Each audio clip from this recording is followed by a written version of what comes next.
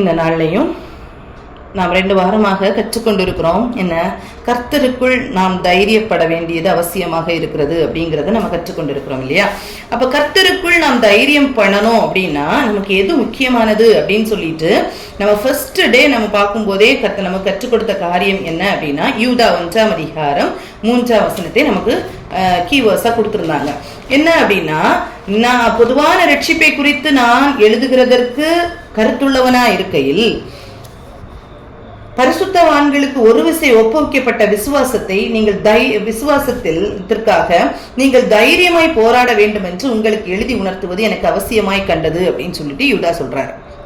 அப்போ அந்த விசுவாசத்திற்காக தைரியமாக நாம் போராட வேண்டியது கடமையாக இருக்கிறது அப்படின்னு சொல்லிட்டு வசனத்துல சொல்லப்படுகிறது இல்லையா? அப்ப நம்முடைய அந்த அந்த விசுவாசம் அந்த விசுவாசத்தான் கிறிஸ்டியன் லைஃப். அந்த விசுவாச வாழ்க்கைக்காக நாம் அவ்வளவு போராட வேண்டியது நிச்சயமாக இருக்கிறது. அந்த பலனை நாம் பெற்றுக்கொள்வது அவ்வளவு தைரியத்தோடு நாம் அந்த விசுவாசத்திற்காக போராட வேண்டும் அப்படிங்கிறத நம்ம என்ன செய்யறோம்னா கற்றுக்கொண்டோம். சரியா? இப்போ இன்னைக்கு நம்ம என்னன்னா நித்தியத்தை குறித்ததான நம்முடைய தைரியத்தை குறித்து எப்படி நம்ம கற்றுக்கொள்கிறோம். நித்தியத்தை குறித்த ஒரு தைரியத்தோட தான் நம்ம வாழ்ந்துட்டு இருக்கிறோம். நித்தியத்திற்காகவே நாம் வாழ்ந்துட்டு இருக்கிறோம். எப்படி அந்த நித்தியத்தை நாம் பெற்றுக்கொள்ள முடியும் அப்படிங்கிறதையும், எப்படி நமக்கு எத்தனை அட்வைசஸ் பவுல் சொல்லுகிறார், அவர் மூலமாக நாம் என்னென்ன கற்றுக்கொள்ள முடியும், எப்படி அவருடைய வாழ்க்கை சாட்சியாக இருக்கிறது இப்படிங்கிற காரியத்தை நம்ம என்ன செய்ய போறோம்னா இன்னைக்கு கற்றுக்கொள்ள இருக்கிறோம். மேலே கடைசி வரைக்கும் வருது. இதை கேளுங்க, கர்த்தர் பேசுவாராக. ஒவ்வொரு இடத்துலயும் மெல்லிய சத்தத்தை கர்த்தர் கேட்க பண்ணுவாராக. எபிரேயர் 4ஆம் அதிகாரம் 16ஆம் வசனத்துல சொல்லியிருக்கோம், நாம் இரக்கத்தை பெறவும் ஏற்ற சமயத்தில் சகாயம் செய்யும் கிருபையை அடையவும் தைரியமாய் கிருபாசன தண்டையிலே சேரக்கடவும். நான் தைரியமா கர்த்தருடைய கிருபாசன தண்டையிலே நாம் சேரக்கடவும். அப்படித்தானே? இந்த நாம் ஆசரித்துக் கொண்டிருக்கிற இந்த நாட்கள்ல கர்த்தர் இயேசு நமக்காக மரித்தார் அப்படிங்கிறதோட நம்ம இருந்து கொண்டிருக்கிறோம். இயேசு நமக்காக மரித்தார், எதற்காக வந்தார் எல்லாமே நாம் அறிந்திருக்கிறோம். அதனால ஒரு கிருபை நமக்கு கிடைத்திருக்கிறது. அவருடைய கிருபாசன தண்டையில நம்ம எப்பனாலும் எப்பேற்பட்ட பாவியானாலும் நம்ம போகலாம் அப்படிங்கிற ஒரு தைரியம் நமக்கு கொடுக்கப்பட்டிருக்கிறது. தைரியமாக நம் கிருபாசன தண்டையில போகிறதற்குள்ள பலனை கர்த்தர் நமக்கு தந்து கொண்டிருக்கிறார். நம்ம கடந்த நாட்கள்ல நம்ம நிறைய காரியங்களை பார்த்தோம். எப்படிப்பட்ட பக்தி வைராக்கியங்கள் நமக்குள்ளால வேணும் அப்படிங்கிற காரியங்கள் எல்லாம் பினகாசின் வாழ்க்கையின் மூலம், தாவீதின் வாழ்க்கையின் மூலம், பேதுருவின் வாழ்க்கையின் மூலம், எலியாவின் வாழ்க்கையின் மூலம், பர்னபா பவுலுடைய அந்த ஊழிய காலத்தில் நடந்த காரியங்கள், ஆக்கில்லா பிரிஸ்கில்லா குடும்பம் எப்படி தைரியமாக ஒரு அழகான ஒரு அப்பல்லோவை உருவாக்கினாங்க, எப்படிப்பட்ட காரியங்களை எல்லாம் நம்ம கற்றுக்கொண்டோம் இல்லையா? இப்படிப்பட்ட தைரியத்தை பெற்றுக்கொண்டிருக்கிறன்னா இன்னைக்கு நித்தியத்தை குறித்ததான தைரியத்தை குறித்து நாம் கற்றுக்கொள்ள இருக்கிறோம். அந்த நித்தியத்தை குறித்ததான தைரியம் அதை பவுல் நமக்கு கற்று தருகிறார். எப்படி? இப்போ இயேசு நமக்கு முன்மாதிரியாக இருக்கிறார். இயேசுதான் நமக்கு முன்மாதிரி. அந்த இயேசுக்கு அடுத்தபடியாக என்னை போல் ஆகுங்கள் அப்படின்னு தைரியமா சொன்னவர் பவுல் தான். என்னை போல் ஆகுங்கள்னு தைரியமா சொன்னவர் பவுல் தான். அந்த பவுலுடைய வாழ்க்கையிலிருந்து நாம் என்ன கற்றுக்கொள்கிறோம், அவர் என்ன கற்றுக் கொடுக்கிறார் அப்படிங்கிறத நாம் இன்னைக்கு கற்றுக்கொள்ள அழைக்கப்படுகிறோம். 2 கொரிந்தியர் 5ஆம் அதிகாரம், அதை எடுத்து வைத்துக் கொள்ளுங்கள். 2 கொரிந்தியர் 5ஆம் அதிகாரம். இந்த 2 கொரிந்தியர் 5ஆம் அதிகாரத்துல பவுல் அழகா எக்ஸ்பிளைன் பண்றாரு. கொரிந்து பட்டணத்துக்கு அவர் எக்ஸ்பிளைன் பண்றாரு. என்ன அப்படின்னா, பூமிக்குரிய கூடாரமாகிய நம்முடைய வீடு அழிந்து போனாலும் தேவனால் கட்டப்பட்ட கை வேலை இல்லாத நித்திய வீடு பரலோகத்திலே நமக்கு உண்டென்று அறிந்திருக்கிறோம். பூமிக்குரிய கூடாரமாகிய நம்முடைய வீடு அழிந்து போனாலும் தேவனால் கட்டப்பட்ட கைவேலை இல்லாத நித்திய வீடு பரலோகத்தில் நமக்கு உண்டென்று அறிந்திருக்கிறோம் அப்படின்னு சொல்லிட்டு சொல்லப்பட்டிருக்கு. அப்போ பூமிக்குரிய கூடாரமாகிய நம்முடைய வீடு, அப்போ நம்முடைய சரீரம், நம்முடைய அந்த வாழ்க்கை, உலக பிரகாரமான வாழ்க்கை அழிந்து போனாலும் கைவேலை இல்லாத நித்திய வீடு பரலோகத்தில் நமக்கு உண்டென்று அவர் நிச்சயமாக நமக்கு சொல்லுகிறார். இந்த நம்பிக்கையில தான் நாமும் வாழ்ந்து கொண்டிருக்கிறோம். அப்படித்தானே? இந்த நம்பிக்கை தான் நம்மளோட நாமும் என்ன செய்யறோம், வாழ்ந்து கொண்டிருக்கிறோம். இந்த நம்பிக்கையில வாழ்கிறன்னா பாருங்க, அதுல சொல்லியிருக்கேன், ஏனெனில் இந்த கூடாரத்திலே நாம் தவித்து நம்முடைய பரம வாசஸ்தலத்தை தரித்துக் கொள்ள மிகவும் வாஞ்சி உள்ளவர்களா இருக்கிறோம். அப்போ இந்த கூடாரத்திலே நாம் தவித்து, இந்த வாழ்கிற இந்த கூடாரத்துல நாம் தவித்து கொண்டிருக்கிறோம். நம்முடைய பரம வாசஸ்தலத்தை தரித்துக் கொள்ள மிகவும் வாஞ்சி உள்ளவர்களா இருக்கிறோம். நம்முடைய பரம வாசஸ்தலமாகிய அந்த நித்திய வீடை நாம் பெற்றுக்கொள்கிறதற்கு மிகவும் வாஞ்சி உள்ளவர்களா இருக்கிறோம் அப்படின்னு சொல்லிட்டு பவுல் சொல்றாரு. தரித்து கொண்டவர்களானால் நிர்வாணிகளாய் காணப்பட மாட்டோம். இந்த இடத்துல பவுல் சொல்லுகிறார், ஒரு நிர்வாணத்தை குறித்து சொல்லுகிறார். பவுல் ஒரு நிர்வாணத்தை குறித்து சொல்லுகிறார். எது நிர்வாணம் அப்படிங்கறத சொல்றாரு. எதுனா, நாம் அந்த பரலோக ராஜ்யத்தை தரித்துக் கொள்ளுகிறதற்கு நாம் ஏது இல்லாதவர்களா இருந்தோமானால் அதுதான் நிர்வாணம் அப்படின்னு சொல்லிட்டு சொல்லுறார் இல்லையா. அப்ப கர்த்தர் சொல்லுகிறார், நமக்கு ரட்சிப்பின் வஸ்திரத்தை நமக்கு கொடுத்திருக்கிறார். அப்ப அந்த ரட்சிப்பின் வஸ்திரத்தை பெற்றுக் கொண்டிருக்கிற நாம் இந்த நிர்வாணத்தை களைந்தவர்களாக நம்ம வாழ்ந்து கொண்டிருக்கிறோம். இந்த நிர்வாணம் களைந்து நாம் ரட்சிப்பின் வஸ்திரத்தை தரித்துக் கொண்டிருக்கிறோம். இந்த ரட்சிப்பின் வஸ்திரத்தை தரித்துக் கொண்ட ஒவ்வொருவருக்கும் நித்தியம் நமக்கு என்னது கொடுக்கப்பட்டிருக்கிறது. அந்த நித்தியம் நமக்காக கொடுக்கப்பட்டிருக்கிறது இல்லையா. அந்த நித்தியத்தோடு நம்ம என்ன செய்ய முடியும்னா வாழ முடியும். அந்த நித்தியத்தினுடைய நம்பிக்கையில நம்ம என்ன செய்ய முடியும்னா வாழ முடியும் அப்படிங்கிறத இங்க சொல்றாரு. அப்போ இந்த நிர்வாணம் தரித்து கொண்டவர்களானால் நிர்வாணிகளாக காணப்பட மாட்டோம். இந்த கூடாரத்தில் இருக்கிறன்னா பாரம் சுமந்து தவிக்கிறோம். இந்த கூடாரத்துல, இந்த உலகத்துல நம்ம இந்த சரீரமாகி இந்த இதுல வாழ்ந்துட்டு இருக்கும் போது நம்ம என்ன செய்யறோம்னா பாரம் சுமந்து தவிக்கிறோம். இந்த போர்வையை களைந்து போட வேண்டும் என்று விரும்பாமல் மரணமானது ஜீவனாலே விழுங்கப்படுவதற்காக போர்வை தரித்தவர்களாக இருக்க வேண்டும் என்று விரும்புகிறோம். நாம் என்ன செய்யணும்? போர்வை தரித்தவர்களாக இருக்கணும். இந்த மரணம், நம்ம சரீர மரணம், அதை விழுங்கி ஜீவனாலே அது விழுங்கப்படணும். எது நமக்கு தெரியும்? நித்தியமாக ஒரு அழிவு, நித்தியமான ஒரு நரகம் நமக்கு உண்டு, இல்லைன்னா நித்தியமான பரலோகம் உண்டு. அந்த நித்திய ஜீவன் நமக்கு உண்டாகணும். அந்த நித்திய ஜீவன் என்ன செய்யணும்? இந்த சரீர மரணத்தை என்ன செய்யணும்? விழுங்கி போட வேண்டும் அப்படின்னு சொல்லிட்டு இருக்கணும் அப்படின்னு சொல்லிட்டு நாம் விரும்பணும் அப்படின்னு சொல்லிட்டு சொல்லப்பட்டிருக்கிறது. இதற்கு நம்மை ஆயத்தப்படுத்துகிறவர் தேவனே. யார் நம்மை ஆயத்தப்படுத்த முடியும்? கர்த்தர் மட்டும்தான். நம்மளை ஆயத்தப்படுத்துகிறவர் தேவனே. அது சொல்லியிருக்கு, ஆவி என்னும் அச்சாரத்தை நமக்கு தந்தவரும் அவரே. நமக்குள்ளால் அந்த ஆவியை தந்தவர் யாருன்னா கர்த்தர் தான். கர்த்தர் தான் நம்மளை ப்ரிப்பேர் பண்ணிட்டு இருக்காரு. அந்த பரம கானானை நாம் தரிசித்துக் கொள்ளுகிறதற்கு, அந்த பரம வாசஸ்தலத்தை, அந்த பரம கைவேலை இல்லாத நித்திய வீடை, பரலோகத்தை நாம் தரித்துக் கொள்ளுகிறதற்கு, நாம் தரிசிக்கிறதற்கு நம்மளை ஆயத்தப்படுத்துகிறது யாருன்னா கர்த்தர் ஒருவரே. சரியா? இதை தேவன் தான் தருகிறார். அந்த ஆவியின் அச்சாரத்தை நமக்கு தந்தவரும் அவரே. சோ நாம் என்ன செய்யணும்னா, நாம் தரிசித்து நடக்காமல் விசுவாசித்து நடக்கிறோம். நமக்கு தெரியும், நம்ம பார்த்து நடக்கல, நாம் விசுவாசத்துல நடக்கிறோம். கிறிஸ்தவ வாழ்க்கையே அப்படின்னா அது விசுவாசத்துல நடக்கிறது தான் என்னது கிறிஸ்தவ வாழ்க்கை. அப்படிதானே? கிறிஸ்தவ வாழ்க்கையினாலே என்னதான் அந்த கிறிஸ்தவ வாழ்க்கையை நாம் தரிசித்து நடக்கிற ஒரு காரியம் அல்ல, நாம் விசுவாசித்து நடக்கிற ஒரு காரியம் தான் என்னது கிறிஸ்தவ வாழ்க்கை. சரியா? இந்த கிறிஸ்தவ வாழ்க்கையை நம்ம வாழ்ந்து கொண்டிருக்கிறோமே, அப்ப நம்ம எப்படி வாழணும் அப்படிங்கறத சொல்லியிருக்கு. இந்த தேசத்தில் குடியிருக்கையில் கர்த்தரிடத்தில் குடியிராதவர்களா இருக்கிறோம் என்று அறிந்தும் எப்பொழுதும் தைரியமா இருக்கிறோம். இந்த சரீரத்துல நாம இருக்கும் போது உண்மையிலேயே நம் கர்த்தரோடு நம்ம பரலோக நித்திய வீட்டுல வாழுகிறோமா அப்படிங்கிற தைரியம் நமக்கு இல்லை. நாம் கர்த்தரோடு இணைந்து இருக்கிறோம், கர்த்தரோடு இருக்கிறதுக்கு வாஞ்சிக்கிறோம், அதுக்குதான் பிரயாசப்படுறோம். அதுக்காக தான் தேவன் நம்ம ப்ரிப்பேர் பண்ணி வந்து கொண்டு இருக்கிறார். எல்லாமே உண்மைதான். ஆனா இந்த இதுல குடியிருக்கும் போது நாம் என்ன செய்யறோம்? அந்த கர்த்தரிடத்தில் குடியிராதவர்களா இருக்கிறோம் என்று அறிந்தும் எப்பொழுதும் தைரியமா இருக்கிறோம். நாம் தைரியமாகவே இருந்து இந்த தேகத்தை விட்டு குடி போகவும் கர்த்தரிடத்தில் குடியிருக்கவும் அதிகமாய் விரும்புகிறோம். அதனால நம்ம என்ன செய்யறோம்னா, கர்த்தரிடத்துல போய் நான் என்ன செய்யணும்? குடியிருக்கணும். அதை நான் ரொம்ப விரும்புறேன் அப்படின்னு சொல்லி நம்முடைய வாழ்க்கை இப்படித்தான் ஃபெய்த்ல போய் கொண்டிருக்கிறது. எப்படியாவது நாம் கர்த்தரிடத்துல போய் சேரணும், கர்த்தரிடத்துல நாம் போய் சேரணும். அந்த ஃபெய்த்ல தான் நம்ம என்ன செய்துட்டு இருக்கோம்? ஓடிக்கொண்டிருக்கிறோம். சரியா? இந்த அல்டிமேட் ஃபெய்த் பாருங்க, அதி நிமித்தமே நாம் சரீரத்தில் குடியிருந்தாலும் குடியிராமல் போனாலும் அவருக்கு பிரியமானவர்களாக இருக்க நாடுகிறோம். நம் எப்படி இருக்கிறோம் தெரியல, நம்ம மரிக்கிறோமோ இல்ல சாகுறோமோ, எப்படி ஆனாலும் நாம் கர்த்தரோடு வாழணும் அப்படிங்கிற ஒரு ஐக்கியத்தை நாம் இதனாலதான் பெற்றுக்கொள்கிறோம். ஏன்னா நம்ம விசுவாசத்தினால நடக்கிறோம். நமக்கு ஒரு நித்திய வீடு உண்டு, அந்த நித்திய வீட்டுக்காக தான் நம்ம போறோம், அந்த நித்திய வீட்டுல தான் நம்ம போறோம் அப்படிங்கிற ஒரு நம்பிக்கையில நாம் இன்னைக்கு ஓடிக்கொண்டு இருக்கிறோம். அப்படிப்பட்ட ஒரு வாழ்க்கை நமக்குள்ளால வாழ கர்த்தர் நமக்கு என்ன செய்திருக்கிறார்? நம்மளை ஆயத்தப்படுத்தி கொண்டே இருக்கிறார் அப்படின்னு சொல்லிட்டு நாம் கற்றுக்கொள்கிறோம். இந்த 10வது வசனத்துல பாருங்க, ஏனென்றால் இந்த விசுவாசம் நமக்குள்ளால கர்த்தர் வைத்திருக்கிறார், இந்த விசுவாசத்துலதான் நாம் ஓடிக்கொண்டிருக்கிறோம். ஏன் கர்த்தர் இந்த விசுவாசத்தை வைத்து இந்த விசுவாசத்துல நம்மளை பழக்கி நம்மளை கர்த்தரோடு வைக்கணும் அப்படின்னு நினைக்கிறாரு அப்படின்னா, சரீரத்தில் அவனவன் செய்த நன்மைக்காவது தீமைக்காவது தக்க பலனை அடையும்படிக்கு நாம் எல்லாரும் கிறிஸ்துவின் நியாயசனத்திற்கு முன்பாக வெளிப்பட வேண்டும். நாம் எல்லாரும் ஒரு நாள் என்ன செய்யணும்? கிறிஸ்துவின் நியாயசனத்துக்கு முன்னாக நாம் நிற்கதான் வேணும். அதுதான் ஜட்ஜ்மெண்ட் நமக்கு உண்டு. ஏனென்றால் சரீரத்தில் அவனவன் செய்த நன்மைக்காவது தீமைக்காவது தக்க பலனை அடையும்படிக்கு நாம் எல்லாரும் கிறிஸ்துவின் நியாயசனத்திற்கு முன்பாக வெளிப்பட வேண்டியது நிச்சயம்.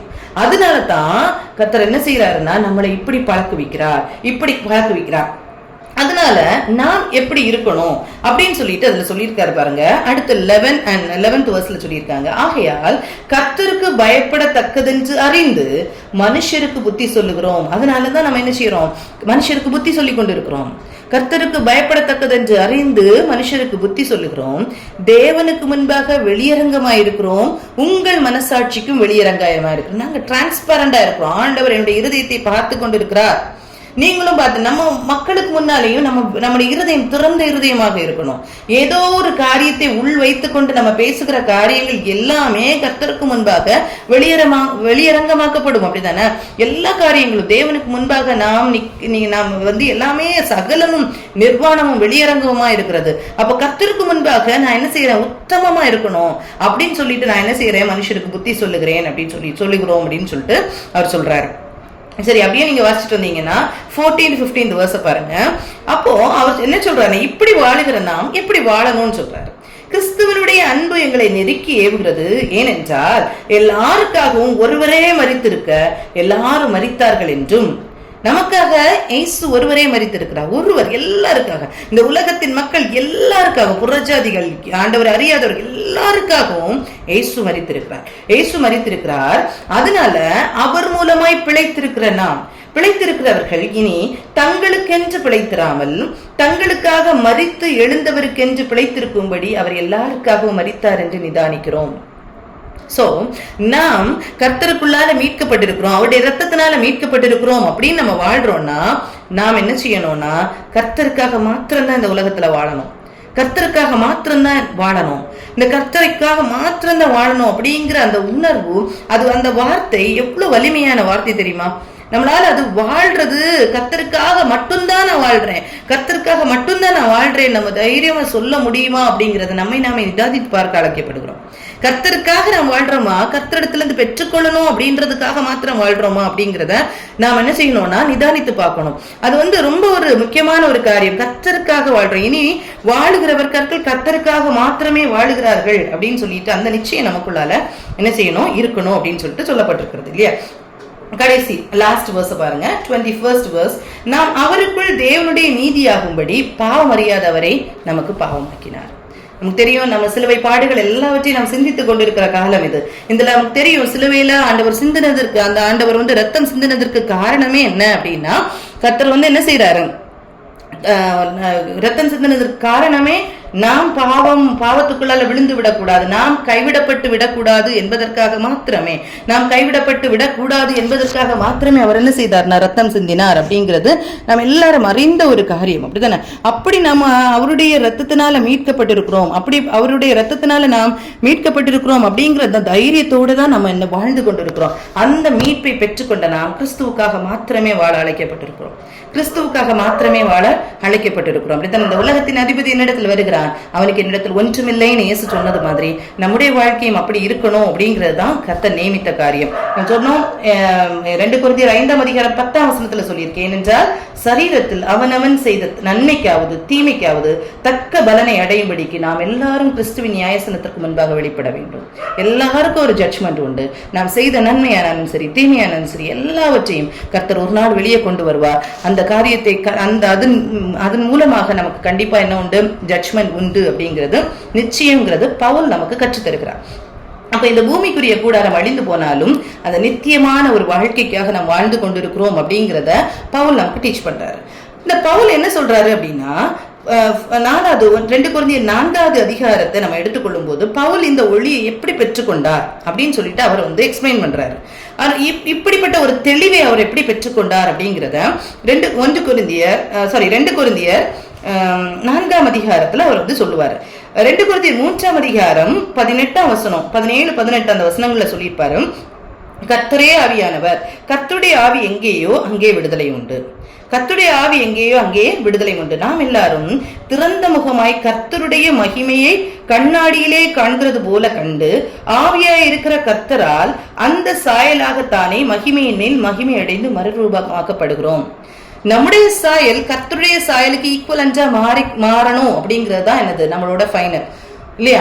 அப்ப கர்த்தருடைய சாயலுக்கு ஒத்த சாயலாக நாம் மாறணும் அப்படிங்கிறதுக்காக தான் கர்த்தர் நம்ம என்ன செய்யறாருன்னா உருவாக்கி கொண்டே இருக்கிறார். நம்ம வாசிச்சோம்ல 2 கொரிந்தியர் 5ஆம் அதிகாரம் 6ஆம் வசனத்துல வாசிச்சோம்ல, இதற்கு நம்மை ஆயத்தப்படுத்துகிறவர் தேவனே. இந்த சாயலை பெற்றுக்கொள்ளுகிறதற்கு நம்மளை ஆயத்தப்படுத்துகிறவர் தேவன் தான். அந்த சாயலை நாம் பெற்றுக்கொள்ளணும். இப்போ இவர் என்ன சொல்றாரு அப்படின்னா, இந்த ஒரு ஒரு ஒரு விட்னஸ் நான் கொடுக்கணும்னா நான் எப்படி என்னுடைய ஊழியத்தை நான் செய்தேன், எப்படி என்னுடைய வாழ்க்கை இந்த உலகத்துல வாழ்ந்தேன் அப்படிங்கிறத பவுல் விட்னஸா சொல்றாரு. 2 கொரிந்தியர் 4ஆம் அதிகாரத்துல ஃபர்ஸ்ட் வெர்ஸ் பாருங்க. இப்படிப்பட்ட ஊழியத்தை உடையவர்களாக்கி நாங்கள் இரக்கம் பெற்றிருப்பதால் சோர்ந்து போகிறதில்லை. கர்த்தரிடத்திலிருந்து இரக்கத்தை நாம் பெற்றுக் கொண்டிருக்கிறதுனால நான் என்ன செய்யல, சோர்ந்து போகிறது இல்லை அப்படின்னு சொல்லிட்டு அதை தொடர்ந்து நீங்க வாசிச்சு பாருங்க. நம்ம டைம் இல்லாதனால வேகமா போக வேண்டியது இருக்கு. verse 5 5th verseல சொல்லி இருக்கிறாரு பாருங்க. நாங்கள் எங்களையே பிரசங்கியாமல் கிறிஸ்து இயேசுவை கர்த்தர் என்றும் எங்களையோ இயேசு கிறிஸ்துவின் நிமித்தம் உங்கள் ஊழியக்காரர் என்றும் பிரசங்கிக்கிறோம். நாங்க எப்படி பிரசங்கிக்கிறோம்? நாங்கள் எங்களையே பிரசங்கிக்கல, கிறிஸ்து இயேசுவை கர்த்தர் என்றும் எங்களையோ இயேசு கிறிஸ்து நிமித்தம் உங்கள் ஊழியக்காரர் என்றும் பிரசங்கிக்கிறோம் அப்படின்னு சொல்லிட்டு அவர் சொல்றாரு. அதுக்கப்புறம் சொல்றாரு 6th 7th verseல சொல்லிடுறாரு, கிறிஸ்துவின் முகத்தில் உள்ள அந்த மகிமையின் ஒளி எங்கள் இருதயங்களே பிரகாசித்தார். இயேசுவின் அந்த முகத்தில் வந்த ஒளி எங்களுடைய இருதயத்துல பிரகாசித்ததுனாலதான் நாங்க எப்படி என்ன செய்ய முடியுது, பிரசங்கிக்க முடியுது அப்படின்னு சொல்றாரு. இயேசுவின் முகத்தில் உள்ள அந்த மகிமையின் அந்த ஒளி எங்கள் இருதயத்துல அது பிரகாசித்ததுனால மாத்திரமே இப்படி ஒரு ஊழியத்தை நாங்க செய்ய முடியுது அப்படின்னு சொல்லிட்டு சொல்றாரு, இந்த மகத்துவம் உள்ள வல்லமை எங்களால் உண்டாயிராமல் தேவனால் உண்டாயிருக்கிறது என்று விளங்கும்படி இந்த பொக்கிஷத்தை மண் பாண்டங்களில் பெற்றிருக்கிறோம். மண்பாண்டங்கள், நம்முடைய சரீரம் மண்ணால் செய்யப்பட்டது இல்லையா? இந்த மண் பாண்டத்துக்குள்ளால கர்த்தருடைய அந்த பொக்கிஷமாகிய அந்த ஆவியை கொடுத்து கர்த்தர் நம்மளை நடத்தி வருகிறாரே, இந்த ஆவியை நாம் பெற்றிருக்கிறோம் அப்படின்னு சொல்லிட்டு பவுல் சொல்றாரு. இது எங்களால் உண்டானது அல்ல, இது தேவனால் உண்டாதது. அது தேவனால் உண்டாதது அப்படிங்கறத அவர் தைரியமா இந்த இடத்துல சொல்றாரு. அப்போ அந்த பரிசுத்த ஆவியானவருடைய நடத்துதல இந்த மண் பாண்டத்துல நான் பெற்றுக் கொண்டிருக்கிறதுனால இவ்வளவு தைரியமா எங்களால பிரசங்கிக்க முடியுது, சொல்ல முடியுது, விட்னஸ் பண்ண முடியுது அப்படிங்கறத அவர் சொல்றாரு. இதனால அவர் என்ன சொல்றாருன்னா, நீங்க வசனம் 8ஆம் வசனம் முதல் 13ஆம் வசனத்துல சொல்லி இருக்கிறாரு. அவர் எப்படி ஏன் நான் இப்படி பேச முடியுது அப்படின்னு சொல்றாரு. நாங்கள் எப்பக்கத்திலும் நெருக்கப்பட்டும் ஒடுங்கி போகிறதில்லை, கலக்கமடைந்தும் மன முறிவடைவதும் இல்லை, துன்பப்படுத்தப்பட்டும் கைவிடப்படுகிறதில்லை, கீழே தள்ளப்பட்டும் மடிந்து போகிறதில்லை. கர்த்தராகிய இயேசுவினுடைய ஜீவனும் எங்கள் சரீரத்தில் விளங்கும்படிக்கு இயேசுவின் மரணத்தை எப்பொழுதும் எங்கள் சரீரத்தில் சுமந்திருக்கிறோம். இயேசுவின் மரணத்தை எங்க சரீரத்தில் நாங்க என்ன செய்திருக்கிறோம், சுமந்திருக்கிறோம். இயேசு எதுக்காக மரித்திருக்கிறார், இயேசு எதற்காக மரித்தார், என்னுடைய மீட்பு அவரால் வந்தது அப்படிங்கிற அந்த உணர்வோடு அந்த சிந்தனையோடு அதையே சுமந்து கொண்டு நாங்க இருக்கிறோம் அப்படின்னு சொல்லிட்டு சொல்றாரு. அடுத்து சொல்றாரு, எப்படி எனில் சாவுக்கிடமான எங்கள் மாம்சத்திலே இயேசுவினுடைய ஜீவனும் விளங்கும்படி உயிரோடு இருக்கிற நாங்கள் எப்பொழுதும் இயேசுவின் நிமித்த மரணத்திற்கு ஒப்பு கொடுக்கப்படுகிறோம். எப்பனாலும் மரணத்துக்கு நாங்க எங்களை ஒப்பு கொடுத்திருக்கிறோம். ஆனா நிச்சயம் என்ன நிச்சயம், இந்த பூமிக்குரிய கூடாரம் அழிந்து போனாலும் நித்தியமான வீட்டுல நான் சேருவேன் அப்படிங்கிற ஒரு அந்த தைரியத்துல நான் என்ன செய்திருக்கேன், மரணத்துக்கு ஒப்பு கொடுத்திருக்கிறேன் அப்படின்னு சொல்லிட்டு சொல்றாரு. இப்படி மரணமானது எங்களிடத்திலும் ஜீவனானது உங்களிடத்திலும் பலன் செய்கிறது. விசுவாசித்தேன் ஆகியால் பேசினேன் என்று எழுதியிருக்கிறபடி நாங்களும் அந்த விசுவாசத்தின் ஆவியை உடையவர்களாயிருந்து விசுவாசிக்கிறபடியால் பேசுகிறோம். இந்த காரியங்கள் எல்லாவற்றையும் அவர் என்ன சொல்றாருன்னா, நாங்க இதை விசுவாசிக்கிறோம், இயேசு எங்களுக்காக மரித்தார், நான் அவர்கிட்ட இருந்து பெற்றுக்கொண்டேன் அப்படின்னு சொல்லுவார். ஒரு இடத்துல பவுல் சொல்லுவார், 1 கொரிந்தியர் 11ஆம் அதிகாரம் 23ஆம் வசனத்துல அந்த ராப்போஜன விருந்தை குறித்து எக்ஸ்பிளைன் பண்ணும்போது சொல்லுவார், கர்த்தரிடத்தில் பெற்றுக்கொண்டேன் அப்படின்னு சொல்லுவார். இவை எல்லாத்தையும் நான் கர்த்தரிடத்தில் பெற்றுக்கொண்டேன் அப்படின்னு சொல்லுவாரு. அப்ப அந்த தைரியம், நான் கர்த்தரிடத்துல தான் பெற்றுக்கொண்டேன், அந்த விசுவாசம் அவருக்குள்ளால் இருக்கிறதுனால நான் இந்த காரியத்தை எல்லாம் பேசுகிறேன் அப்படின்னு சொல்லிட்டு சொல்லுவார். இந்த காரியத்தை பேசுறேன்.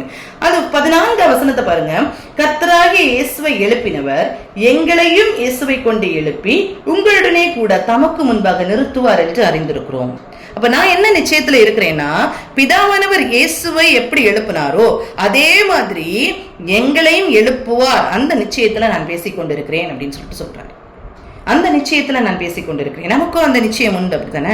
இந்த நிச்சயத்தோடு இருக்கிற நாம் ஒவ்வொருவரும் இப்படித்தான் அழைக்கப்பட்டிருக்கணும், இப்படிதான் நம்ம என்ன செய்யணும், பேசணும். இப்படி நித்தியத்தை குறித்த காரியத்தை குறித்து நாம் என்ன செய்யணும், அதிகமாக பேச நாம் அழைக்கப்பட்டிருக்கிறோம். அதனால அவர் சொல்றாரு, தேவனுடைய மகிமையை விளங்குகிறதற்கு ஏதுவாக கிருபையானது அநேகருடைய ஸ்தோத்திரத்தினாலே பெருகும்படிக்கு இவை எல்லாம் உங்கள் நிமித்தம் உண்டாயிருக்கிறது. கிருபை நமக்கு வேணும். அந்த கிருபை எப்ப உண்டாகும்? அந்த கிருபை அநேகருடைய ஸ்தோத்திரத்தினாலே கிருபை உண்டாகும் அப்படின்னு சொல்லிட்டு சொல்லப்படுகிறது. அந்த கிருபையினால அநேகருடைய ஸ்தோத்திரத்தினால அந்த கிருபை நமக்கு கிடைக்கிறது அப்படின்னு சொல்லிட்டு சொல்றாங்க. அவருடைய விசுவாசம், அந்த அந்த அந்த ரிசரக்ஷன், நாமும் ஒரு நாள் என்ன செய்ய போறோம்? பிதாவானவர் இயேசுவை எழுப்புனது போல நாமும் ஒரு நாள் எழும்புவோம் அப்படின்னு சொல்லிட்டு அந்த நம்பிக்கை இருக்கிறது. அந்த கிருபை அநேக ஸ்தோத்திரத்தினாலே பெருகும் அப்படின்னு சொல்லிட்டு சொல்லப்பட்டிருக்கிறது. அதனால நான் என்ன செய்யணும்? நாங்க சோர்ந்து போகிறதில்லை. எங்கள் புறம்பான மனுஷனானது அழிந்தும் உள்ளான மனுஷனானது நாளுக்கு நாள் புதிதாக்கப்படுகிறது. இதாவது சொல்றாரு, நாங்க இதனால என்ன செய்ய மாட்டோம்? சோர்ந்து போகிறது இல்லை, சோர்ந்து போகவே மாட்டோம். ஏன்னா நிறைய காரியங்கள் அந்த மரணத்துக்கு முன்பாக, நம்ம இந்த சரீர மரணத்துக்கு முன்பாக எத்தனையோ காரியங்களை நாம் அனுபவிக்க வேண்டியது இருக்கிறது. இந்த உலகத்துல இருக்கிற வரைக்கும் நமக்கு சோதனைகள் உண்டு, பாடுகள் உண்டு. அப்போ இவர் சொல்றாரு, சோர்ந்து போகிற சூழ்நிலைகள் வரும்போது நான் என்ன செய்ய மாட்டேன்? சோர்ந்து போகிறது இல்லை. புறம்பான மனிதன் அழிந்தும், புறம்பான மனிதன் அழிந்து போனாலும் உள்ளான மனிதன் நாளுக்கு நாள் புதிதாக்கப்படுகிறான். ஒரு நாளும் புதிதாக்கப்படுகிற ஒரு அனுபவம் நமக்குள்ளால வேணும். அதான் பவுல் சொல்றாரு ஒரு நாளும் புதிதாக்கப்படுகிற அனுபவம் இருக்கிறது அப்படின்னு சொல்லிட்டு அவர் சொல்றாரு. அப்ப புறம்பான மனிதன் அழிந்து கொண்டிருக்கிறான், புறம்பான மனிதன் அழிந்து கொண்டிருக்கிறான். ஆனா உள்ளான மனிதன் என்ன செய்யறான்? பலப்பட்டு கொண்டே இருக்கிறான் அப்படின்னு சொல்லிட்டு தைரியமா அவர் சொல்றாரு. இந்த ஒரு காரியம் தான் நமக்கு என்ன செய்யுதுன்னா, நமக்கும் பலம் தருது. நமக்கு சோர்வுகள் வருது, சோதனைகள் வருது. ஆனா நாம் சோர்ந்து போகாதபடிக்கு நாம் காத்துக்கொள்ளப்படணும் அப்படிங்கிறது தான் நமக்கு நாமும் பெற்றுக்கொள்ளுகிற அந்த விசுவாசம். இந்த விசுவாசம் எப்படி இருக்கணும்? என்ன விசுவாசம் அப்படிங்கிறத 17-18 அந்த வசனத்துல பாருங்கன்னா, மேலும் காணப்படுகிறவைகளை அல்ல காணப்படாதவைகளை நோக்கி இருக்கிற நமக்கு அதி சீக்கிரத்தில் நீங்கும் லேசான நம்முடைய உபத்திரவம் மிகவும் அதிகமான நித்திய கன மகிமையை உண்டாக்குகிறது. ஏனெனில் காணப்படுகிறவைகள் அநித்தியமானவைகள், காணப்படாதவைகளோ நித்தியமானவைகள். இது நமக்கு தெரிந்தது இல்லையா? காணப்படுகிறவைகள் அநித்தியமானவைகள், காணப்படுகிறவைகள் அநித்தியமானவைகள், காணப்படாதவைகளோ நித்தியமானவைகள். நாம் பார்க்கிற காரியங்கள் எல்லாம் ஒரு நாள் அழிந்து போகும். உலகத்தின் மேன்மை, ஆஸ்தி, சம்பத்தி எதுவா இருந்தாலும் உலகத்தோடு அது அழிந்து போகிற ஒரு காரியம். ஆனா காணாத ஒரு நித்தியத்தை நாம் என்ன செய்யும்? சுதந்திரிக்க போறோம். அதான் நித்தியமான ஒரு காரியம் அப்படிங்கிறத கற்றுக் கொடுக்கணும். இத பவுல் தைரியமா சொல்றாரு இல்லையா? பவுல் இனி தெசலோனிக்கே திருச்சபைக்கு எழுதும் போது அவர் எழுதுறாரு பாருங்க. 1 தெசலோனிக்கேயர் 2ஆம் அதிகாரம் 2வது வசனத்தை அதுல இருந்து நம்ம பார்க்கலாம். 1 தெசலோனிக்கேயர் 2ஆம் அதிகாரம் 2வது வசனத்தை முதல் நம்ம பார்க்கலாம். இவர் சொல்றாரு, நான் சுவிசேஷத்தை அறிவிக்கிறது. இவர் அப்போஸ்தலராகிய பவுல் எங்க செய்யறாரு? எல்லா இடத்துலயும் போய் என்ன செய்யறாரு? சுவிசேஷத்தை பிரசங்கித்துக் கொண்டே இருக்கிறாரு. அப்ப சுவிசேஷத்தை பிரசங்கித்துக் கொண்டே இருக்கிற அவர் என்ன சொல்றாரு அப்படின்னா, 1 தெசலோனிக்கேயர் 2ஆம் அதிகாரம் 2ஆம் வசனம், உங்களுக்கு தெரிந்திருக்கிறபடி முன்னே பிலிப்பு பட்டணத்திலே நாங்கள் பாடுபட்டு நிந்தை அடைந்திருந்தும் வெகு போராட்டத்துடனே தேவனுடைய சுவிசேஷத்தை உங்களுக்கு சொல்லும்படிக்கு நம்முடைய தேவனுக்குள் தைரியம் கொண்டிருந்தோம். நான் பிலிப்பி பட்டணத்துல அவ்வளவு பாடுகள், நிந்தைகள் எல்லாம் பட்டிருந்தோம். ஆனாலும் ரொம்ப போராட்டத்தோட உங்களுக்கு என்ன செய்யறோம்? நான் இந்த காரியத்தை சொல்லணும் அப்படின்னு சொல்லிட்டு நாங்க தைரியம் கொண்டிருக்கிறோம் அப்படின்னு சொல்லிட்டு சொல்றாரு. எங்கள் போதகம் எப்படி இருந்தது? அவருடைய பிரீச்சிங்கை பத்தி சொல்றாரு. எப்படின்னா, எங்கள் போதகம் வஞ்சகத்தினாலும் துராசையினாலும் உண்டாகவில்லை, அது கபடம் உள்ளதாயும் இருக்கவில்லை.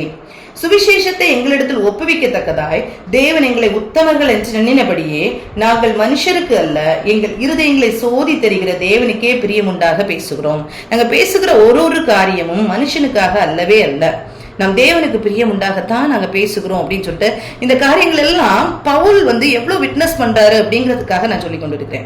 பவுல் எவ்வளவுத்துக்கு தன்னை விட்னஸ் பண்றாரு. இப்படிப்பட்ட ஒரு விட்னஸிங் நம்மகிட்டையும் இருக்கணும். நாம் பேசுகிற ஒரு காரியத்துக்கும் நாமும் கணக்கு கொடுக்கணும் இல்லையா? நாம் ஆண்டவரை பெற்றிருக்கிறோம் அப்படின்னு நம்ம சொல்றோமே, ஆண்டவருடைய ரட்சிப்பை நாம் பெற்றிருக்கிறோம் சொல்றேன். நம்முடைய வாழ்க்கையை இப்படி விட்னஸ் கொடுக்க முடியுதா அப்படிங்கிறத நம்ம ஆராய்ந்து பார்க்க கடமைப்பட்டு இருக்கிறோம். சுவிசேஷத்தை எங்களிடத்தில் ஒப்புவிக்கத்தக்கதாய் தேவன் எங்களை உத்தமர் என்று எண்ணினபடியே, தேவன் எங்களை உத்தமர் என்று எண்ணி இந்த சுவிசேஷத்தை ஊழியத்தை தந்திருக்கிறார். அதனால நாங்க மனுஷரை பிரியப்படுத்த அல்ல, தேவனை பிரியப்படுத்தவே இந்த காரியத்தை செய்து கொண்டிருக்கிறோம் சொல்றாரு. அடுத்து சொல்றாரு, உங்களுக்கு தெரிந்திருக்கிறபடி நாங்கள் ஒரு காலம் இச்சகமான வசனங்களை சொல்லவும் இல்லை, பொருளாசை உள்ளவர்களாய் மாயம் பண்ணவும் இல்லை. தேவனே அதற்கு சாட்சி அப்படின்னு சொல்றாரு. தேவனே எங்களுக்கு சாட்சி கொடுக்க முடியும். நாங்க இச்சகமான வார்த்தைகளை பேசுவோம்ல, எந்த பொருளாசை நாங்க ஏதோ பெற்றுக்கொள்ளணும், உலகத்துல ஏதோ பொருட்களை பெற்றுக்கொள்ளணும்னு சொல்லிட்டு மாயமான ஒரு வாழ்க்கையை நாங்க என்ன செய்யல, வாழலன்னு சொல்லிட்டு தேவன் எங்களுக்கு சாட்சி அப்படின்னு தைரியமா பவுல் சொல்றாரு. இப்படித்தான் உலக சின்ன சின்ன காரியங்களுக்காக, உலக இச்சைகளுக்காக, மனுஷனை பிரியப்படுத்துகிறதற்காக எந்த ஒரு காரியத்தையும் நாம் சொல்லவே கூடாது. கர்த்தருக்கு முன்பாக சாட்சியாக எது உண்மையோ அது உண்மைன்னு சொல்லணும், எது சத்தியமோ அதை சத்தியம்னு சொல்லணும். மற்ற மாதிரி என்ன செய்யக்கூடாது, நம்ம அப்படி பேசவே கூடாது. நாங்கள் கிறிஸ்துவின் அப்போஸ்தலனாக உங்களுக்கு பாரமாய் இருக்கக்கூடியவர்களானாலும் உங்களிடத்திலாவது மற்றவரிடத்திலாகவும் மனுஷரால் வரும் மகிமையை நாங்கள் தேடவில்லை. இதான் மனுஷரால் வருகிற மகிமையை நான் என்ன செய்யல, தேடல. கலாத்தியர் புஸ்தகத்துல சொல்லியிருக்கோம், கலாத்தியர் 6:26, வீண் புகழ்ச்சியை நாங்கள் விரும்பாமலும், வீண் புகழ்ச்சியை விரும்பாம நம்ம இருக்கணும், அந்த ஆவியின் கனியில நிறைந்திருக்கணும், வீண் புகழ்ச்சி நமக்கு வேண்டாம் அப்படின்னு சொல்லிட்டு சொல்லப்பட்டிருக்கோம் இல்லையா. அதே மாதிரி ஒரு காரியம் நமக்குள்ளால என்ன செய்யணும்னா இருக்கணும். யாரும் நம்மளை புகழ வேண்டாம், யாரும் நமக்கு சாட்சி கொடுத்து நமக்கு மகிமையான ஒரு அனுபவம் நமக்கு கிடைக்க போறது இல்லை. இந்த உலகத்துல யாருமே நமக்கு சாட்சி கொடுத்து நமக்கு ஒரு பெரிய காரியம், கர்த்தருக்கு தெரியும், எல்லாருடைய இருதயம் தெரியும், இருதயத்தை அறிந்திருக்கிறவர் கர்த்தர், நம்முடைய கிரியைகளுக்கு தக்க பலனை தருகிறவர் கர்த்தர். அதனால கர்த்தர் நம்மளை குறித்து சாட்சி கொடுக்கணும் அப்படிங்கிற ஒரு எண்ணத்தோடைய நம்முடைய வாழ்க்கை இருக்கணும் அப்படிங்கிறத நாம் புரிந்து கொள்ளலாம். இது அவர் சொல்றாரு பாருங்க, எந்த மகிமையும் நான் தேடவில்லை அப்படின்னு சொல்றாரு. அதுக்கப்புறம் அவர் சொல்ற காரியங்கள் 11ஆம் வசனம் முதல்ல அவர் சொல்றாரு, மேலும் தம்முடைய ராஜ்யத்துக்கும் மகிமைக்கும் உங்களை அழைத்த தேவனுக்கு நீங்கள் பாத்திரராய் நடந்து கொள்ள வேண்டும் என்று. இப்போ தேவன் நம்மளை எதுக்காக அழைத்திருக்கிறார் அப்படின்னா அவருடைய ராஜ்யத்துக்கு மகிமைக்காக நம்மளை அழைத்திருக்கிறார். சோ நீங்க எப்படி நடந்து கொள்ளணும் அப்படின்னா அவருடைய மகிமையை பெற்றுக் கொள்கிறதற்கு நாம் பாத்திரராய் நடந்து கொள்ள வேண்டும். அவருடைய அன்பை பெற்றுக் கொள்கிறதற்கு நாம் பாத்திரராய் நடந்து கொள்ள வேண்டும் அப்படின்னு சொல்லிட்டு சொல்றாரு. அந்த அன்பை நாம் பெற்றுக் கொள்கிறதற்கு பாத்திரரா கண்டிப்பா இருக்கணும் அப்படின்னு சொல்றாரு. அடுத்து சொல்றாரு பாருங்க, அந்த தெசலோனிக்கே திருச்சபை மக்களுக்கு எழுதும் போது, தகப்பன் தன் பிள்ளைகளுக்கு சொல்லுகிறது போல நான் உங்களில் ஒவ்வொருவனுக்கும் புத்தியும் தேறுதலும் எச்சரிப்பும் சொன்னதை அறிந்திருக்கிறீர்கள். தகப்பன் சொன்னது போல நான் சொல்லிக் கொண்டிருக்கிறேன். இதுக்கு மேல உள்ள வசனங்களை நீங்க வாசிச்சீங்கன்னா அவர் சொல்லுவாரு, அவர் கண்டித்தும் பேசுவாரு, அதே நேரம் அன்பாகவும் பேசுவாரு.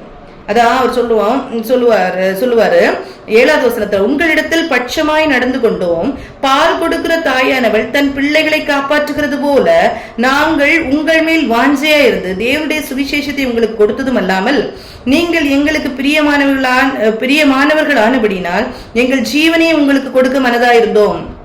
நாங்க அந்த வசனத்தையும் கரெக்டா சொன்னோம், ஆண்டவருடைய அன்பை குறித்தும் கரெக்டா சொன்னோம்.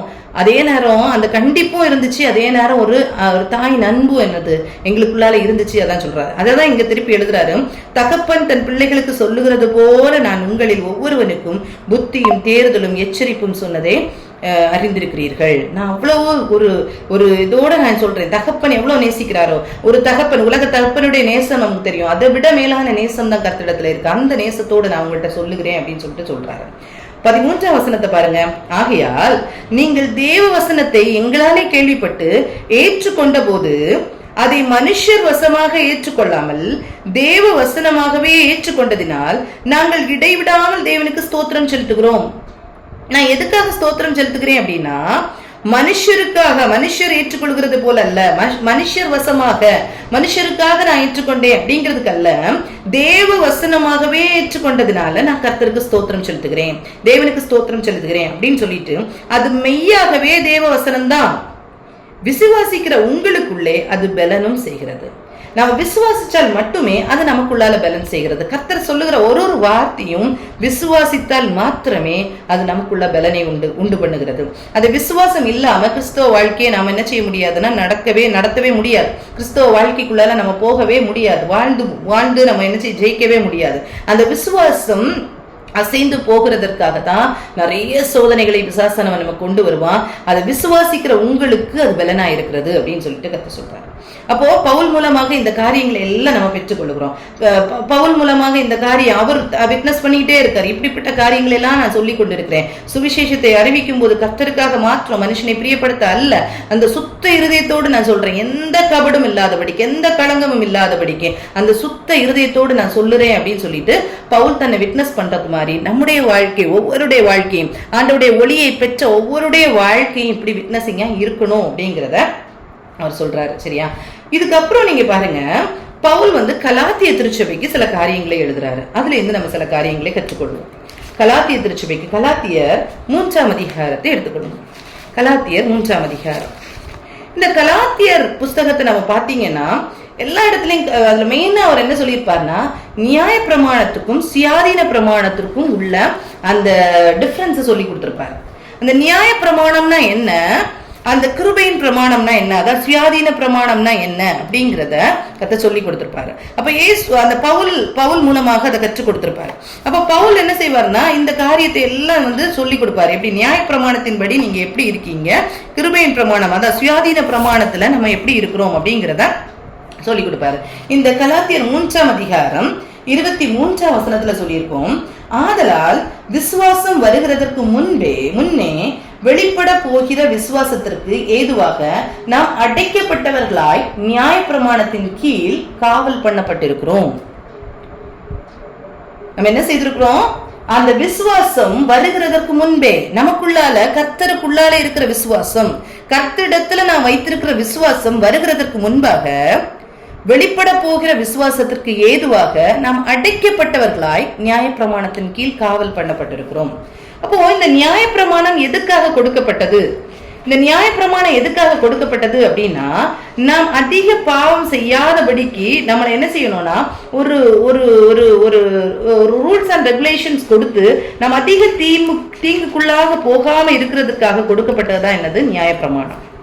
அப்போ அந்த விசுவாசத்தினால நாம் கர்த்தரை சேவிக்கிறதற்கு முன்பாக இந்த நியாய பிரமாணம் நம்மளை என்ன செய்யுதுன்னா காவல் பண்ணுது. நாம் தவறி போகாதபடிக்கு நம்மளை என்ன செய்யுதுன்னா காவல் பண்ணுது அப்படிங்கறதுதான் காரியம் நியாய பிரமாணம். அந்த நியாய பிரமாணத்தின் படி நாம் வாழும்போது பாருங்க, அந்த நியாய பிரமாணத்தின் படி நாம் கர்த்தரை நாம் பெற்றுக்கொள்ள முடியாது, கர்த்தரிடத்தில் நாம் சேர முடியாது. அந்த நியாய பிரமாணத்தை மட்டும் வச்சு நம்ம வாழ்ந்தோம்னா கர்த்தரிடத்தில் சேர முடியாது. அதனாலதான் சொல்லியிருக்கு, ஆதலால் விசுவாசம் வருகிறதற்கு முன்னே வெளிப்பட போகிற விசுவாசத்திற்கு ஏதுவாக நாம் அடைக்கப்பட்டவர்களாய் நியாய பிரமாணத்திற்கு கீழ் காவல் பண்ணப்பட்டிருக்கிறோம் இருந்தோம். இவ்விதமாக நாம் விசுவாசத்தினாலே நீதிமான்களாக்கப்படுவதற்கு நியாய பிரமாணம் நம்மை கிறிஸ்துவனிடத்திற்கு வழி நடத்துகிற உபாத்தியாய் இருக்கிறது. அப்போ கிறிஸ்துவனிடத்துல நம்மள நடத்தி கொண்டு போகிறதற்கு ஒரு வழியாக ஒரு வாத்தியாரை போல இருந்ததுதான் என்னது நியாய பிரமாணம். சரியா? இந்த கிறிஸ்துவின் அன்பை ருசிக்கிறதற்கு முன்பாக நாம் அதிகமாக பாவம் செய்யாதபடிக்கு, அதிகமாக நாம் கெட்டு போகாதபடிக்கு, அதிக தவறுகள் பண்ணாதபடிக்கு நம்மளை ஒரு சீர்திருத்த பாதையில கொண்டு போறதுக்கு கொடுக்கப்பட்டதுதான் என்னது நியாய பிரமாணம். சரியா? ரூல்ஸ் அண்ட் ரெகுலேஷன்ஸ் எதுக்கு கொடுக்கப்பட்டிருக்குன்னா, நம்ம இன்னும் பாவம் செய்யாதபடிக்கு, நாம் இன்னும் அழிந்து போகாதபடிக்கு நமக்கு கொடுக்கப்பட்டதுதான் என்னது நியாய பிரமாணம் கொடுக்கப்பட்டிருக்கிறது. அப்போ இந்த நியாய பிரமாணம் கொடுக்கப்பட்டிருக்கிறது. இந்த நியாய பிரமாணத்தின்படி வாழுகிற நம்ம, நான் ஒரு எக்ஸாம்பிள் சொல்றேன். இந்த நியாய பிரமாணத்துக்கும் இந்த சுயாதீன பிரமாணத்துக்கும் உள்ள அந்த வித்தியாசத்தை நான் ஒரு எக்ஸாம்பிளா சொல்றேன். என்னன்னா, ஒரு குழந்தை இருக்குது, ஒரு சின்ன பிள்ளை இருக்குது. இந்த பிள்ளை பெற்றோரை விட்டு கொஞ்சம் நீங்கி வழி விலகி தூரமான ஒரு இடத்துல இருக்குது. அப்ப அந்த பிள்ளைகிட்ட நம்ம அந்த பிள்ளைய அறிந்திருக்கிறோம். அப்ப அந்த பிள்ளைகிட்ட நான் அம்மா கிட்ட கொண்டு விடுறேன் ஒன்னு அப்படின்னு சொல்லும் போது அந்த பிள்ளை என்ன செய்யும்னா நம்ம கிட்ட வரும். அந்த பிள்ளை தனியா நின்றுட்டு இருக்குது. அந்த பிள்ளை அந்த அம்மா கிட்ட கொண்டு விடணும், நம்ம அந்த பேரண்ட்ஸ் கிட்ட கொண்டு விடணும். அந்த பேரண்ட்ட கொண்டு விடுறதுக்கு நம்ம என்ன செய்யறோம்னா அந்த பிள்ளைய நம்ம கூட்டிட்டு வரோம். நான் அம்மா கிட்ட கொண்டு விடுறேன் வழி தப்பி போகாதபடிக்கு நம்ம கூட்டி கொண்டு வர்றோம் இல்லையா? அந்த கூட்டி கொண்டு வர்ற அந்த இதுதான் என்னது நியாய பிரமாணம். அந்த நியாய பிரமாணம் நம்ம தவறி போகாதபடிக்கு நம்மளை என்ன செய்யுது, அப்படியே கொண்டு வந்து அந்த பிள்ளைய நம் பேரண்ட்ஸ் கிட்ட விட்ட பிறகு அந்த பிள்ளை நம்ம சொல்றதை கேட்குமா, பேரண்ட்ஸ் சொல்றதை கேட்குமா? அது பேரண்ட்ஸ் சொல்றதான் கேட்கும். அதுக்கப்புறம் நம்ம அதுக்கு தேவை கிடையாது, அந்த நமக்கு தேவை கிடையாது. இதுதான் நியாய பிரமாணம். இந்த நியாய பிரமாணமும் இந்த சுயாதீன பிரமாணம் அதான். கிறிஸ்துவிடத்துல விசுவாசம் வருகிறதற்கு முன்பாக நம்மளை அப்படியே அழைத்து கொண்டு போய் கிறிஸ்துவனிடத்துல கொண்டு விடுகிறதற்கு யூஸ் ஆகுறது தான் நியாய பிரமாணம். அந்த நியாய பிரமாணத்தை வைத்து கொண்டு நாம் கிறிஸ்துவனிடத்துல போக முடியாது. அதை நான் நித்தியத்தை நாம் பெற்றுக்கொள்ள முடியாது. அந்த நியாய பிரமாணம் நமக்கு யூஸ் ஆகும். எதுக்கு? அந்த இயேசு கிட்ட நம்மளை கொண்டு விடுறதுக்கு, இயேசு அந்த கிறிஸ்துவாகிய அந்த நம்முடைய தகப்பன் இடத்துல கொண்டு விடுறதுக்கு நியாய பிரமாணம் யூஸ் ஆகுதே தவிர அந்த நியாய பிரமாணம் தான் கரெக்ட் அப்படின்னு சொல்லிட்டு நம்ம என்ன செய்ய முடியாது, வாழ முடியும். அந்த சுயாதீன பிரமாணம் அப்படின்னு சொல்லும் போது நாம் கர்த்தரோடு கொண்டிருக்கிற ஐக்கியம் அதை யாராலும் என்ன செய்ய முடியாதுன்னா அதை டிஸ்கிரைப் பண்ணவே முடியாது. அந்த ஒரு ஐக்கியத்தை யாராலும் டிஸ்கிரைப் பண்ண முடியாது. அதுதான் கலாத்தியர்ல அவர் சொல்லியிருப்பாரு, அழகா சொல்லியிருப்பாரு. அந்த மாம்சத்துல பிறந்த பிள்ளையும் ஆவியில பிறந்த பிள்ளையும் வைத்து அவர் எக்ஸ்பிளைன் பண்ணிப்பாரு கலாத்தியர் 4ஆம் அதிகாரம். நான் அந்த இடத்துக்கு நான் போகல. ஆனா இந்த ஒரு இதோட அந்த நியாய பிரமாணம் நம்மளை கொண்டு சேர்க்கும் அப்படிங்கிறது கிடையவே கிடையாது. அந்த நியாய பிரமாணம் நம்ம இன்னும் பாவம் செய்யாதபடிக்கு கொடுக்கப்பட்டது அப்படின்னு சொல்லிட்டு இன்னொரு இடத்துல அழகா கொடுத்திருக்கோம். நியாய பிரமாணம் எதற்கு கொடுக்கப்பட்டிருக்கிறது அப்படின்னு சொல்லிட்டு அழகா ஒரு அது கண்டுபிடிச்சிட்டேன்னா நான் சொல்றேன் அந்த பகுதி. அப்ப நியாய பிரமாணம் அதற்காக தான் கொடுக்கப்பட்டதே தவிர நியாய பிரமாணம் நம்மளை என்ன செய்யாதுன்னா பரலோகத்துக்கு நித்தியத்துக்கு நம்மளை கொண்டு போகாது. அந்த இயேசு கிட்ட நம்மளை கொண்டு விடும். இயேசு கிட்ட நம்ம உண்மையான அந்த விசுவாசத்தை அந்த பற்றுறுதியை நம்ம வைத்து விட்டோமானால் அந்த நியாய பிரமாணம் நம்ம எந்த விதத்திலையும் நம்மளை என்ன செய்யாது, தடுக்காது அப்படிங்கிறத நம்ம கற்றுக்கொள்ளணும். இப்போ இந்த கலாத்தியர் 3ஆம் அதிகாரத்துல அதுக்கப்புறம் சொல்லியிருக்கு, விசுவாசம் வந்த பின்பு நாம் உபாதிக்கு கீழானவர்கள் அல்லவே. அதான் நமக்கு இயேசு கிட்ட விசுவாசம் வந்த பிறகு இந்த நியாய பிரமாணத்துக்கு நாம் கீழானவர்கள் அல்ல, இந்த உபாதிக்கு நாம் கீழானவர்கள் அல்ல. நாம் இயேசு கிட்ட விசுவாசம் வைக்கிற வரைக்கும் நாம் இதற்கு கீழ்பட்டு இருக்க வேண்டியது அவசியமா இருக்கிறது. ஏன்னா நம்ம இன்னும் பாவம் செய்து விடக்கூடாது, இன்னும் பாவம் செய்து விடக்கூடாது அப்படின்னு சொல்றதுக்கு நாம் அது அவசியமா இருக்கிறது. அடுத்து சொல்றார், நீங்கள் எல்லாரும் கிறிஸ்து இயேசுவை பற்றி விசுவாசத்தினாலே தேவனுடைய புத்திரராய் இருக்கிறீர்கள். கிறிஸ்து இயேசுக்குள்ளால வைத்திருக்கிற அந்த விசுவாசத்தினால நாம் தேவனுடைய புத்திரராய் இருக்கிறோம். ஏனெனில் உங்களில் கிறிஸ்துவுக்குள்ளாக ஞானஸ்தானம் பெற்றவர்கள் எத்தனை பேரோ அத்தனை பேரும் கிறிஸ்துவை தரித்துக் கொண்டீர்களே. கிறிஸ்துவுக்குள்ளாக யார் யார் ஞானஸ்தானம் பெற்றிருக்கிறார்களோ, கிறிஸ்துவை விசுவாசித்து யார் யார் ஞானஸ்தானம் பெற்றிருக்கிறாரோ அவர்கள் எல்லாரும் கிறிஸ்துவை தரித்துக் கொண்டிருக்கிறோம். யூதன் என்றும் இல்லை, கிரேக்கன் என்றும் இல்லை, அடிமை என்றும் இல்லை, சுயாதீனம் என்றும் இல்லை, ஆண் என்றும் இல்லை, பெண் என்றும் இல்லை, நீங்கள் எல்லாரும் கிறிஸ்து இயேசுவுக்குள் ஒன்றாயிருக்கிறீர்கள். எல்லாரும் கிறிஸ்து இயேசுவுக்குள் ஒன்றாயிருக்கிறோம். எப்போ நாம் கர்த்தரை விசுவாசித்து அவருக்குள் ஞானஸ்தானத்தை நாம் பெற்றுக்கொள்ளும் போது நாம் கர்த்தருக்குள் ஒன்றாயிருக்கிறோம். ஏன் ஒன்றாயிருக்கிறோம்? அந்த விசுவாசம் தான் நம்மளை என்ன செய்து பரலோகத்துக்கு நேராக கொண்டு சேர்க்கிறது. அந்த விசுவாசம் தான் நம்மளை நித்தியத்துக்கு நேராக கொண்டு சேர்க்கிறது. இயேசு தவிர வேற எந்த விமோசனமும் இல்ல அப்படின்னு சொல்லிட்டு கர்த்தருக்கு நம்ம ஒப்பு கொடுக்கிற அந்த ஒரு காரியம் தான் நம்மளை நித்தியத்துக்கு நேராக கொண்டு செல்லுகிறது. அதனால எந்த ஒரு காரியம் நமக்கு தடுக்க போறதில்ல. கர்த்தரிடத்தில் நாம் விசுவாசம் வைத்தோமானால் நாம் கர்த்தரோடு ஒன்றித்து இருக்கிறோம் அப்படிங்கிறது அடையாளமா இருக்கிறது. நீங்கள் கிறிஸ்துவின் உடையவர்களானால் ஆபிரகாமின் சந்ததியாராயும் வாக்குத்தத்தத்தின்படி சுதந்திரராயும் இருக்கிறீர்கள். நாம் கிறிஸ்துவன் உடையவர்களானால் ஆபிரகாமின் சந்ததியாராயும் வாக்குத்தத்தத்தின்படி சுதந்திரராயும் இருக்கிறோம். சரி, ஆபிரகாமின் பிள்ளைகள், ஆபிரகாமின் சந்ததி அப்படின்னு சொல்றது யாரு? ஆபிரகாமின் சந்ததி ரெண்டு விதத்துல ஆபிரகாமின் சந்ததியா இருக்கலாம் இல்லையா? மாம்சத்தின்படி ஆபிரகாமின் சந்ததி ஒரு கூட்டம் உண்டு இல்லையா? இன்னொன்னு விசுவாசத்தின்படி ஆபிரகாமின் சந்ததி. என்ன விசுவாசம்? ஆபிரகாமுக்குள்ளால இருந்த எந்த விசுவாசம் நம்மள? அப்ப நாம் மாம்சத்தின்படி ஆபிரகாமின் பிள்ளைகள் அல்ல, நாம் மாம்சத்தின்படி ஆபிரகாமின் பிள்ளைகள் அல்ல. ஆனா விசுவாசத்தின்படி வாக்குத்தத்தத்தின்படி நாம் ஆபிரகாமின் சந்ததியா இருக்கிறோம். விசுவாசத்தின்படி ஆபிரகாமின் ஃபெய்த் என்னது? ஆபிரகாமின் விசுவாசம் என்னது? எபிரேயர் 11ஆம் அதிகாரம், எபிரேயர் 11ஆம் அதிகாரம் 9-10 இந்த வசனத்தை வாசிச்சோம்னா, எபிரேயர் 11ஆம் அதிகாரம் 9-10. விசுவாசத்தினாலே அவன் வாக்குத்தத்தம் பண்ணப்பட்ட தேசத்திலே பரதேசியை போல் சஞ்சரித்து அந்த வாக்குத்தத்தத்திற்கு உடன் சுதந்திரராகிய ஈசாக்கோடும் யாக்கோவோடும் கூடாரங்களிலே குடியிருந்தான். என்ன விசுவாசம் ஆபிரகாமுக்குள்ளால இருந்த விசுவாசம்? நாம் அவருக்கு வாக்குத்தத்தம் பண்ணப்பட்ட இடம், அந்த வாக்குத்தத்தம் பண்ணப்பட்ட இடத்துல அவர் எப்படி வாழ்ந்தாராம்? பரதேசியை போல் சஞ்சரித்தாராம். ஏன் அப்படின்னா 10வது வசனம் சொல்லுது, ஏனெனில் தேவன் தாமே கட்டி உண்டாக்கின அஸ்திபாரங்கள் உள்ள நகரத்துக்கு அவன் காத்திருந்தான். எதுக்காக காத்திருந்தார்? எந்த விசுவாசம் அவருக்குள்ளால இருந்து? அந்த பழையற்பாட்டு காலத்திலேயே கர்த்தர் ஒரு கைவேலை இல்லாத ஒரு வீடு கட்டப்பட்டிருக்கிறது. அந்த இடத்துக்கு அந்த இடத்துக்காக, அந்த அஸ்திபாரங்கள் உள்ள நகரம். அஸ்திபாரங்கள் நம்ம இன்னைக்கு இருக்கிற இடம் எது? எர்த். அது தொங்கிட்டு இருக்கு. ஆனா அஸ்தி பாரமுள்ள ஒரு நகரம் இருக்கு அப்படின்னு சொல்லிட்டு அதான் புதிய எருசலேம். அந்த எருசலேமுக்காக, அந்த புதிய எருசலேமுக்காக காத்திருந்தார் அப்படின்னு சொல்லப்பட்டிருக்கு. அப்ப நாம் இந்த உலகத்துல எப்படி இருக்கும் அதான் நம்ம ஃபர்ஸ்ட் பார்த்தோமே. 2 கொரிந்தியர் 5ஆம் அதிகாரத்துல சொல்லப்பட்டிருக்கு, இந்த பூமிக்குரிய கூடாரம் அழிந்து போனாலும் அந்த நித்திய வீட்டுக்காக நாம் காத்திருக்கோம். இந்த விசுவாசம் நமக்குள்ளால இருந்தாதான், ஆபிரகாமின் விசுவாசம் நமக்குள்ளால இருக்கு, ஆபிரகாமின் ஆசீர்வாதங்கள் நமக்கு கிடைக்கும், எல்லாமே ஆபிரகாமின் காரியங்கள் நமக்கு வரும்.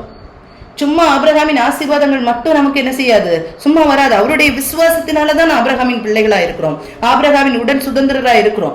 அந்த விசுவாசத்தை பெற்றுக் கொண்டிருந்தால் மாத்திரமே, அந்த விசுவாசத்தை பெற்றுக் கொண்டிருந்தால் மாத்திரமே நாம் ஆபிரகாமின் சந்ததி, ஆபிரகாமின் சந்ததி. அந்த விசுவாசம் நமக்குள்ள இல்லைன்னா நாம் ஆபிரகாமின் சந்ததின்னு சொல்றதுக்கு எந்த ஒரு காரியமும் இல்லை.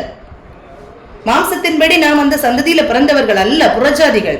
ஆனா விசுவாசத்தின்படி நாம் கூட்டி சேர்க்கப்பட்டிருக்கிறோம் ஆபிரகாமின் சந்ததியாக. அதனால நம்ம என்ன செய்யறோம்னா, இந்த விசுவாசம் நமக்குள்ளால இருக்குமானால் இந்த பூமிக்குரிய கூடாரம் அழிந்து நம் நித்தியத்துக்காக நம்முடைய வாழ்க்கை அந்த விசுவாசத்தோடு நாம் வாழ்வோமானால் மாத்திரமே நாம் ஆபிரகாமின் பிள்ளைகளாக நாம் இருக்கிறோம், ஆபிரகாமின் சுதந்திரரா நாம் இருக்கிறோம் அப்படிங்கிறது நிச்சயமான ஒரு காரியமா இருக்கிறது. அதனால இந்த உலகத்தின் காரியம் அல்ல, நித்தியத்தை குறித்த காரியம் நமக்கு இன்னும் நமக்குள்ளால என்ன செய்யணும், மேலோங்கி வரணும் அப்படிங்கிறத கற்றுக் கொடுக்கிறேன்.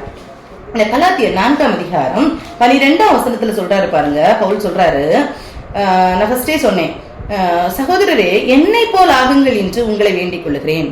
எவ்வளவு தைரியமா சொல்றாரு இல்லையா பவுல். இயேசுக்கு அதுக்கு அப்புறம் நமக்கு மாடலா இருக்கிறது யாருன்னா பவுல் தான். அவர் சொல்றாரு, சகோதரரே என்னை போல் ஆகுங்கள் என்று உங்களை வேண்டிக் கொள்ளுகிறேன், நான் உங்களை போலுமானேன், எனக்கு நீங்கள் அநியாயம் ஒன்றும் செய்யவில்லை அப்படின்னு அவர் என்ன சொல்றாருன்னா, நீங்க கிறிஸ்துவை ஏற்றுக்கொள்ளணும்னு சொல்லிட்டு எப்படி நானும் என்னை மாற்றிக்கொண்டேன், எப்படி நான் ஒரு யூதன். அவர் சொல்லுவார் தன்னுடைய மகிமை மேன்மையான காரியங்களை எல்லாம் சொல்லுவார். நான் மாம்சத்தின்படி இப்படி இப்படி இருந்தவன் அப்படின்னு சொல்ல, நான் கற்றுக்கொண்டவன், நான் பெரிய அந்தஸ்துல உள்ளவன், இந்த காரியங்கள் எல்லாம் இருக்கு. இதெல்லாம் விடுத்து நான் என்ன செய்யறேன்னா, நான் உங்களை போல ஆனேன். எதற்காக? கர்த்தரிடத்துல உங்களை சேர்க்கிறதற்காக, இயேசுவிடத்துல உங்களை சேர்க்கிறதற்காக ஆனேன்னு சொல்றாரு. இப்ப அவர் சொல்றாரு, என்னை போல் ஆகுங்கள் அப்படின்னு சொல்லிட்டு உங்களை வேண்டிக் கொள்ளுகிறேன் அப்படின்னு சொல்லிட்டு சொல்றாரு. அப்போ எவ்வளவு விட்னஸிங்க அவர் சொல்ல முடியுது. நம்ம இன்னைக்கு சொல்ல முடியுமா? நம்ம ஒரு கூட்ட ஜனங்கள் கிட்ட, நம்மளை சார்ந்து இருக்கிற ஒரு கூட்ட பிள்ளைகள்கிட்ட என்ன போல நீங்க மாறுங்க முதல்ல அப்படின்னு சொல்ல முடியுமா? அப்படி சொல்லுகிறதற்கு நாம் அழைக்கப்பட்டிருக்கிறோம். அந்த தைரியம் எப்படி அவருக்கு வந்தது? என்ன போல ஆகுங்கள் அப்படின்னு சொல்றாரு இல்ல, கிறிஸ்து தான் நமக்கு மாடல் அப்படின்னு நம்ம எப்பவுமே கற்றுக்கொள்கிறோம். ஆனா அவர் பவுல் சொல்றாரு என்னை போல ஆகுங்கள் அப்படின்னு சொல்றாரு இல்லையா. 16ஆம் வசனத்தை பாருங்க, 16ஆம் வசனம், நான் உங்களுக்கு சத்தியத்தை சொன்னதுனாலே உங்களுக்கு சத்ருவானேனோ அப்படின்னா, இந்த கலாத்திய திருச்சபை மக்களுக்கு அவர் என்ன செய்யறாருன்னா, இந்த கர்த்தரை பற்றின காரியத்தை எல்லாம் சொல்ல, கிறிஸ்துவை பற்றின காரியத்தை எல்லாம் சொல்லிட்டு அவர் போயிட்டு வர்றதுக்கு முன்னாடி இவர்கள் என்ன செய்யறாங்கன்னா மாறிடுறாங்க. இவங்களுக்குள்ளான வேற உபதேசங்கள், அதான் நியாயப்பிரமாணத்தை குறித்ததான உபதேசங்கள் மற்றவர்களாக போதிக்கப்படுகிறதுனால இவங்க திருப்பியும் நியாயப்பிரமாணத்துக்கு நேராக போறதுக்கு ரெடியா இருக்காங்க. அப்படிப்பட்ட நேரத்துல தான் இவர் நியாயப்பிரமாணத்தையும் சுயாதீன பிரமாணத்துக்குள்ள வித்தியாசத்தை சொல்லி கொடுத்துட்டு சொல்றாரு, நான் இப்ப சத்தியத்தை சொல்றேனே, இந்த சத்தியத்தை சொன்னதுனால உங்களுக்கு சத்ருவாரி போனேன்னா, ஏன்னா நான் முதல்ல உங்ககிட்ட வந்த நேரம் உங்களுக்கு அவ்வளவு கஷ்டத்தின் மத்தியிலும் நீங்க என்ன செய்றீங்க, அதுல சொல்லியிருக்கும் பாருங்க, ஒரு வசனத்துல சொல்லியிருக்கோம், எனக்காக உங்க கண்களை கூட 15th verse அப்பொழுது நீங்கள் கொண்டிருந்த ஆனந்த பாக்கியம் எங்கே, உங்கள் கண்களை பிடுங்கி எனக்கு கொடுக்க கூடுமானால் அப்படியும் செய்திருப்பீர்கள் என்று உங்களுக்கு சாட்சியா இருக்கிறேன். ஏன்னா இவருக்கு பவுலுக்கு கண்கள்ல ஒரு பிரச்சனை இருந்துச்சு, அதான் அவன் கிருபை உனக்கு போதும்னு சொன்னாரு அப்படிங்கிற ஒரு காரியம் உண்டு. அப்ப இந்த கண்கள்ல இருக்கிற பிரச்சனைக்காக, உங்கள் கண்கள் எவ்வளவு முக்கியமான ஒரு காரியம், அதை கூட நீங்க எனக்காக பிடுங்கி கொடுக்கறதுக்கு ரெடியா இருந்தீங்க. ஆனா இப்ப நான் சத்தியத்தை சொல்லும் போது நான் உங்களுக்கு சத்ருவாகி மாறி போகிறேனோ அப்படின்னு கேட்கிறாரு. அப்போ சத்தியத்தை சொல்லும் போது நிறைய நேரத்துல நம்ம நமக்கு சத்ருக்கள் எழும்புகிறது உண்மைதான். ஆனாலும் என்ன செய்யறாருன்னா, அது சத்தியத்தை தான் அவர் என்ன செய்யறாரு சொல்றாரு, அந்த சத்தியத்தை தான் அவர் சொல்றாரு. அதுக்கப்புறம் சொல்றாரு பாருங்க 18ஆம் வசனத்துல, நல் விஷயத்தில் வைராக்கியம் பாராட்டுவது நல்லதுதான். நல்ல விஷயத்துல என்ன செய்யுங்க, வைராக்கியம் பாராட்டுங்க. அதை நான் உங்களிடத்தில் இருக்கும் பொழுது மாத்திரமல்ல எப்பொழுதும் பாராட்ட வேண்டும். அதான் இதுதான் இஸ்ரவேல் ஜனங்களுக்கும் கர்த்தர் சொன்ன ஒரு காரியம். இஸ்ரவேல் ஜனங்கள் வழிநடத்தப்பட்டு வரும்போது எப்ப தேவனை பின்பற்றுவாங்கன்னா, தலைவன் சரியா இருந்தா என்ன செய்வாங்க, தலைவனோடு சேர்ந்து என்ன செய்வாங்க, இணைந்து செயல்படுவாங்க. ஆனா அந்த தலைவன் மரித்து போகும்போது, அந்த நியாயாதிபதிகள் மரித்து போகும்போது என்ன செய்வாங்கன்னா, அப்படியே ஆண்டவரை விட்டு வழி விலக்கி போவாங்க. அதுதான் இங்க பவுல் சொல்றாரு, நீங்க நல்ல விஷயத்துல வைராக்கியம் பாராட்டுங்கள். ஏன் அப்படி அவங்க நடந்து கொண்டாங்கன்னா, கர்த்தருக்கும் அவங்களுக்கு ஒரு தனிப்பட்ட உறவு இல்ல. இல்லையா? அப்போ கர்த்தருக்கும் அவருக்கு தனிப்பட்ட உறவு இல்லை அப்படிங்கிறதுனால அவர் சொல்றாரு. இங்கேயும் அவர் சொல்றாரு, நல்ல விஷயத்துல வைராக்கியம் பாராட்டுவது நல்லதுதான், அதை நான் உங்களிடத்தில் இருக்கும் பொழுது மாத்திரமல்ல எப்பொழுதும் பாராட்ட வேண்டும். எப்போதுமே கர்த்தருக்காக நம்ம என்ன செய்யணும்னா நல்ல விஷயத்துல வைராக்கியம் பாராட்டுகிறதற்கு நாம் கடமைப்பட்டு இருக்கிறோம் அப்படின்னு சொல்லிட்டு அவர் சொல்றாரு. அடுத்த வசனத்தை பாருங்க. என் சிறு பிள்ளைகளே, கிறிஸ்து உங்களிடத்தில் உருவாகும் அளவும் உங்களுக்காக மறுபடியும் கற்ப வேதனைப்படுகிறேன். இதுதான் உண்மையான ஆத்மபாரம். இதுதான் உண்மையான ஆத்மபாரம். நாம் யாரையாவது நடத்தி கொண்டிருக்கிறோம், ஆண்டவருடைய பிள்ளைகளை ஆண்டவருக்கு நேராக நாம் ஒரு கூட்டத்தை எழுப்பி கொண்டிருக்கிறோமானால் உண்மையாக கிறிஸ்து அவங்களுக்குள்ளால உருவாகி இருக்கிறாரா அப்படிங்கிறது நமக்கு தெரியாது. அப்படித்தானே? அவங்களுக்குள்ளால நடக்கிற காரியங்கள் தெரியாது. அப்படி உண்மையா உருவாயிருக்கிறாரா அப்படின்னு தெரிகிற வரைக்கும், அப்படிங்கிற சந்தேகம் எனக்கு இருக்கிற வரைக்கும் நான் என்ன செய்யறேன்? கற்ப வேதனைப்பட்டு கொண்டிருக்கிறேன் அப்படின்னு சொல்றாரு. கற்ப வேதனைப்பட்டு கொண்டிருக்கிறேன்னு சொல்றாரு. இதுதான் ஆத்துமபாரம். இதுதான் ஆத்மபாரம். நம்மளை சார்ந்து நம்ம கற்றுக்கொண்டு இருக்கிறோம், இல்ல நம்ம யாருக்கோ ப்ரேயர் பண்ணிட்டு இருக்கோம், இல்ல ஏதோ ஒரு காரியமா இருக்கும், அவங்களுடைய வாழ்க்கை எப்படி இருக்குது அப்படிங்கிற காரியத்தை எல்லாம் நம்ம என்ன செய்யணும்னா எப்பவுமே நோட் பண்ணி கொண்டு இருக்கிறோம். அது ஏன் நோட் பண்ணி கொண்டு இருக்கிறோம்னா அவங்கள குறித்துதான ஒரு பாரம், அவங்கள குறித்துதான ஒரு பாரம். அதனாலதான் அவர் சொல்றாரு, உங்களுக்குள்ளால கிறிஸ்து உருவானாரோ அந்த உருவாகும் அளவும் நான் என்ன செய்யணும்? கற்ப வேதனைப்பட்டு கொண்டிருக்கிறேன் அப்படின்னு சொல்லிட்டு சொல்றாரு. இப்படிப்பட்ட பாரம் நமக்குள்ளாலே இருக்கணும். இப்படிப்பட்ட ஒரு ஆத்ம பாரம் நமக்குள்ளாலே இருக்கணும். ஆத்மாக்களை சம்பாதிக்கிறவன் ஞானம் உள்ளவன் என்று வசனம் சொல்லுது. ஆத்மாக்களை சம்பாதிக்கிறவன் ஞானம் உள்ளவன் அப்படின்னு சொல்லிட்டு வசனம் சொல்லுது. இந்த ஆத்மாக்களுக்காக நாம் என்ன செய்யணும்? பரிதபிக்கணும். ஆத்மாக்களுக்காக அந்த ஒரு தாட் நமக்குள்ளால இருக்கணும். நமக்குள்ளால அந்த பாரம் இருந்து கொண்டே இருக்கணும். அந்த பாரம் இருந்து கொண்டு இருக்கும்போது கர்த்தர் ஆத்மாக்களை நமக்காக தருவார். தெரியுமா? நம்ம கேட்கும் போது அந்த ஆத்மாக்களை கர்த்தர் நமக்காக தருவார். அந்த ஆத்மாக்கள் தான் நமக்கு என்னது? அது சொத்து, பரலோகத்தின் சொத்து அந்த ஆத்மாக்கள் தான். அந்த ஆத்மாக்களை சம்பாதிக்கிறவன் ஞானம் உள்ளவன் அப்படின்னு சொல்லிட்டு வசனம் சொல்லுது. அந்த இதன்படி நம்ம என்ன செய்யணும்? அந்த ஆத்ம பாரத்தை தருகிறவர் கர்த்தர் தான். நாம் படிச்சோமே 2 கொரிந்தியர் 5ஆம் அதிகாரம் 6ஆம் வசனத்தை படித்தோம். இதற்காக ஆயத்த பண்ணுகிறவர் யார் தான்? தேவனே. நம்மளை ஆயத்தப்படுத்துகிறவர் யார்? தேவனே. நாம் ஆயத்தப்பட்டால் மாத்திரமே மற்றவர்களை ஆயத்தப்படுத்த முடியும். நான் ஆயத்தப்பட்டு விட்டோம் அப்படிங்கறது அல்ல, ஆயத்தப்பட்டு கொண்டிருக்கிறோம். அதான் சொல்றாங்க, நாள்தோறும் நான் என்ன செய்யறேன்? புதிதாக்கப்பட்டு கொண்டிருக்கிறேன்.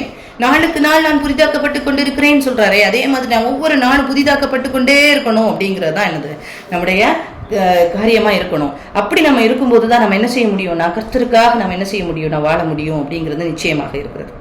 சரியா? அடுத்தது பார்ப்போம்னா, நாம் இவ்வளவு காரியத்தை கற்றுக்கொண்டோம். பவுல் தன்னை விட்னஸ் பண்றாரு. பவுல் நிறைய காரியத்தை சொல்றாரு. பவுல் இந்த காரியங்கள் எல்லாம் சொல்றாரு. நம்முடைய வாழ்க்கையில நாம் இந்த நிச்சயத்தை பெற்று கொண்டிருக்கிறோமா இல்லையா? நாம் அப்போ என்ன நிலைமையில இருக்கிறோம் அப்படிங்கிறது நமக்கு தெரியணும் இல்லையா? நாம் எப்படி இருக்கிறோம்? நான் அழைக்கப்பட்டு இருக்கிறோமா? நான் கர்த்தருக்குள்ளார இருக்கிறோமா? அந்த பவுல் விட்னஸ் பண்ண மாதிரி நம்மளால விட்னஸ் பண்ண முடியலையே, அல்ல விட்னஸ் பண்ண முடியுதா? இதை நம்ம கூட என்ன செய்யணும்? ஒப்புமைப்படுத்தி பார்க்கணும். அப்படிதானே?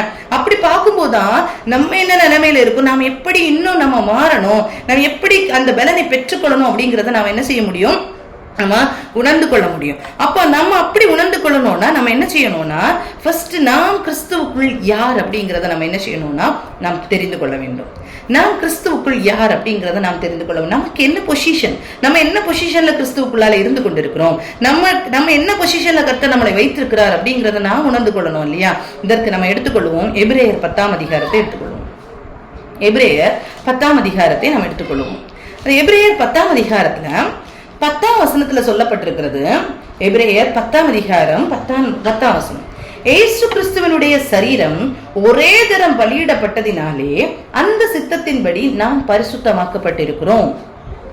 இயேசு கிறிஸ்துவனுடைய சரீரம் ஒரே தரம் பலியிடப்பட்டிருக்கிறது. அப்படிதானே? இயேசு கிறிஸ்துவனுடைய சரீரம் ஒரே தரம் பலியிடப்பட்டிருக்கிறது. அந்த பலியிடப்பட்டிருக்கிறதுனால அந்த சித்தத்தின்படி நாம் பரிசுத்தமாக்கப்பட்டிருக்கிறோம். அப்போ அந்த கிறிஸ்துவின் சரீரத்தின் மூலமாக கிறிஸ்துவின் பலி, கிறிஸ்து நமக்காக பலியானதுனால நாம் பரிசுத்தமாக்கப்பட்டிருக்கிறோம் அப்படின்னு சொல்லிட்டு சொல்லப்பட்டிருக்கிறது. இதுதான் என்னது? அந்த ரட்சிப்பின் அந்த சந்தோஷம். அப்படிதானே? அப்ப கிறிஸ்துவின் ரத்தத்தினால நாம் கழுவப்பட்டிருக்கிறோம் அப்படிங்கிற அந்த நிச்சயத்தை நாம் பெற்றிருக்கிறோமா அப்படிங்கிறத நாம் சிந்தித்து பார்க்கணும். அந்த இயேசு கிறிஸ்துவனுடைய சரீரம் ஒரு தரம் பலியிடப்பட்டது, அந்த சித்தத்தின்படி நாம் பரிசுத்தமாக்கப்பட்டிருக்கிறோம் அப்படின்னு சொல்லப்பட்டிருக்கிறது. அடுத்தது பாருங்க, அன்றியும் பழைய ஏற்பாட்டு காலத்துல எப்படி பலி செலுத்தப்பட்டது, எப்படி பாவம் நிறுத்தியானது அப்படின்னு சொல்லியிருக்கோம். அன்றியும் எந்த ஆசாரியனும் நாடோறும் ஆராதனை செய்கிறவனும் பாவங்களை ஒரு காலம் நிவர்த்தி செய்ய கூடாத ஒரே வித பலிகளை அநேக தரம் செலுத்துகிற நாய் நிற்பான். பழைய ஏற்பாட்டு காலத்துல பலி செலுத்தப்பட்டதுனால பாவம் மன்னிக்கப்படல, பாவம் மூடப்பட்டது. சரியா? அதான் சொல்லியிருக்கு, பாவங்கள் ஒரு காலம் நிவர்த்தி ஆக்கப்படவில்லை. அப்போ அஞ்சியும் எந்த ஆசாரியனும் நாடோறும் ஆராதனை செய்கிறவனாயும் பாவங்களை ஒரு காலம் நிவர்த்தி செய்யக்கூடாத ஒரே வித பலிகளை அநேக தரம் செலுத்துகிறவனாயும் இருப்பான். ஆனா ஏசு நமக்காக ஒரே தரம் மரித்தார். அந்த இதுல நம்ம என்ன செய்யறோம்? நிக்கிறோம். இவரோ பாவங்களுக்காக ஒரே பலியை செலுத்தி என்றென்றைக்கும் தேவனுடைய வலது பாசத்தில் உட்கார்ந்து கொண்டிருக்கிறார். உட்கார்ந்து என்ன செய்யறாரு? இனி தம்முடைய சத்துருக்களை தமது படியாக்கி போடும் வரைக்கும் காத்து கொண்டிருக்கிறார்.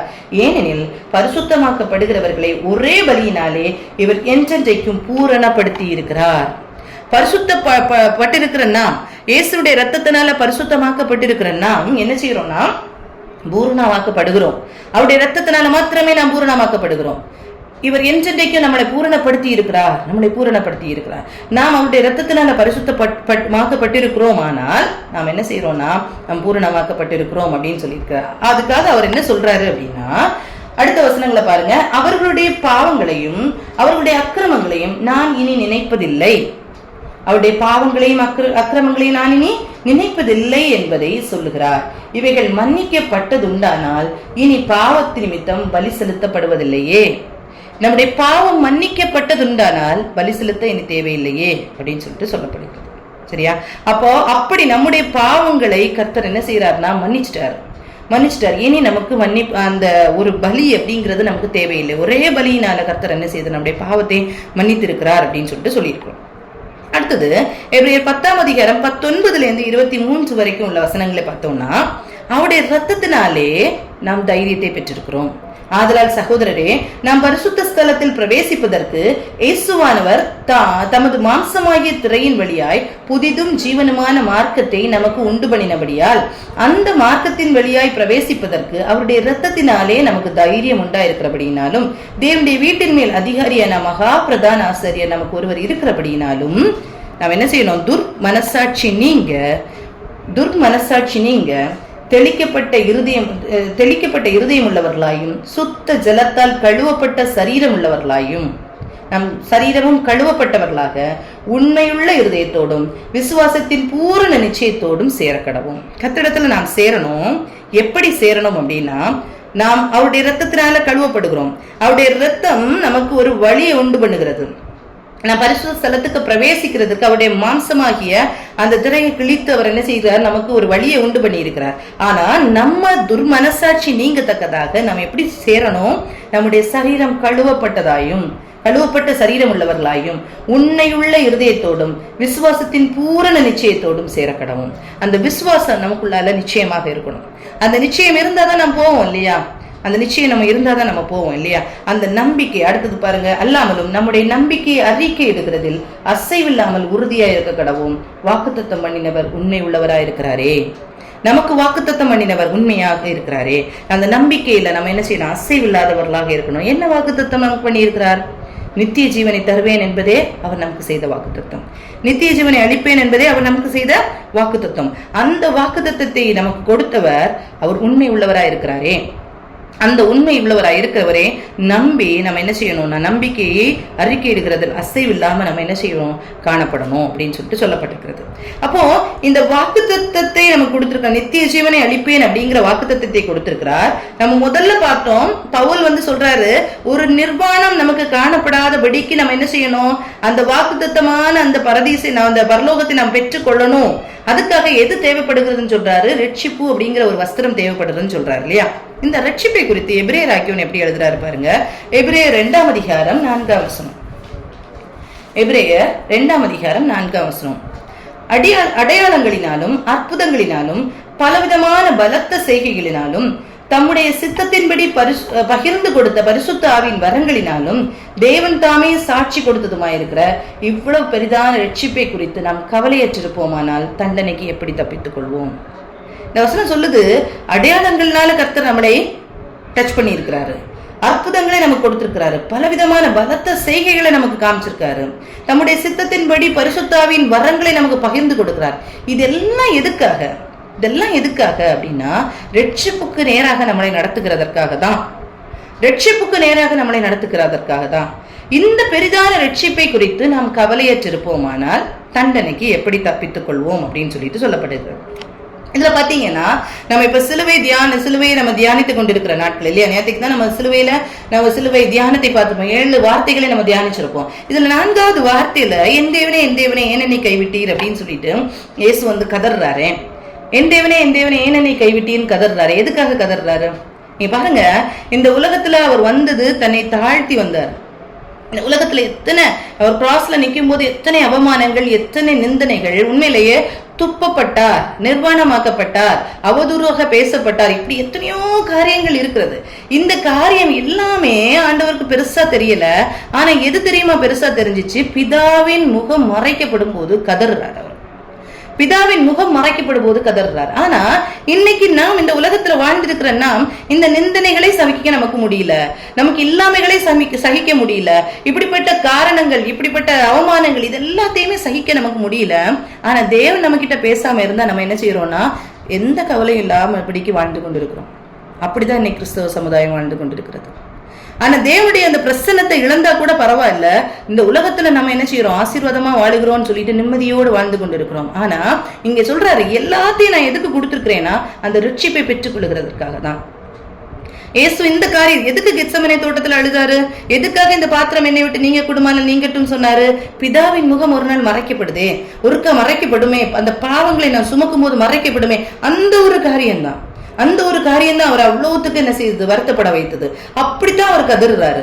இந்த ரட்சிப்பை குறித்து நாம் கவலையற்றிருப்போமானால் நாம் எப்படி தண்டனைக்கு தப்பித்துக் கொள்ள முடியும்? நான் எப்படி தண்டனைக்கு தப்பித்துக்கணும்? எத்தனை அவமானங்கள், எத்தனை காரியங்கள் இல்லையா? இன்னைக்கு ஒரு அவமானத்தை நம்மளால தாங்குறதுக்கு அவ்வளவு கடினமா தான் இருக்கு இல்லையா? அது ரொம்ப யோசிச்சு பார்த்தா நமக்கு தெரியும். ரொம்ப யோசிச்சு நம்ம எல்லாரும் திடப்படுத்தி கொள்ளுகிறோம். ஆமா, திடப்படுத்தி கொள்ளுகிறோம். ஆனா கர்த்தருக்கு இதெல்லாமே வந்து பெருசாவே தெரியல. அவ்வளவு அடிகள் மத்தியில, அவ்வளவு காரியங்கள் மத்தியில ஒரே ஒரு காரியத்துக்காக தான் அவர் என்ன செய்ய கதறாரு. என் தேவனே ஏன் என்னை கைவிட்டீர் அப்படின்னு சொல்லிட்டு கதறாரு. இந்த ரட்சிப்புக்கு நம்மளை என்ன செய்யணும்? ஒப்பு கொடுக்கலன்னா நமக்கு வந்து இந்த தண்டனைக்கு நாம் தப்பித்துக் கொள்ளவே முடியாது அப்படின்னு சொல்லிட்டு சொல்லப்பட்டிருக்கு. எபிரேயர் 10ஆம் அதிகாரத்துல அவர் சொல்றாரு, நம்முடைய பாவம் எல்லாம் மன்னிச்சிட்டேன் அப்படின்லாம் சொல்றாரு இல்லையா? எபிரேயர் 10ஆம் அதிகாரத்துல ஒரு காரியம் சொல்லப்பட்டிருக்கும் பாருங்க. எபிரேயர் 10ஆம் அதிகாரம் 26 முதல் 30 வரைக்கும் உள்ள வசனம். எபிரேயர் 10ஆம் அதிகாரம் 26 முதல் 30 வரைக்கும் உள்ள வசனம். சத்தியத்தை அறியும் அறிவை அடைந்த பின்பு நாம் மனப்பூர்வமாய் பாவம் செய்கிறவர்களாய் இருந்தால் பாவங்களின் நிமித்தம் செலுத்தத்தக்க வேறொரு பலி இனி இராமல், நாம் கர்த்தரை பற்றின அந்த சத்தியம் நமக்குள்ள அறிந்திருக்கிறோம். நம்ம அறிந்துட்டோம், நாம இன்னும் பாவம் செய்து கொண்டிருப்போமானால், நம் சத்தியத்தை குறித்து அறிந்துட்டு இன்னும் பாவம் செய்து இருப்போமானால் என்ன செய்ய? பாவங்களின் நிமித்தம் செலுத்தத்தக்க வேறொரு பலியனி இராமல் நியாய தீர்ப்பு வரும் என்று பயத்தோட எதிர்பார்க்குதலும் விரோதிகளை பட்சிக்கும் கோபாக்கினையுமே இருக்கும். கண்டிப்பா நமக்கு நியாய தீர்ப்பு உண்டு.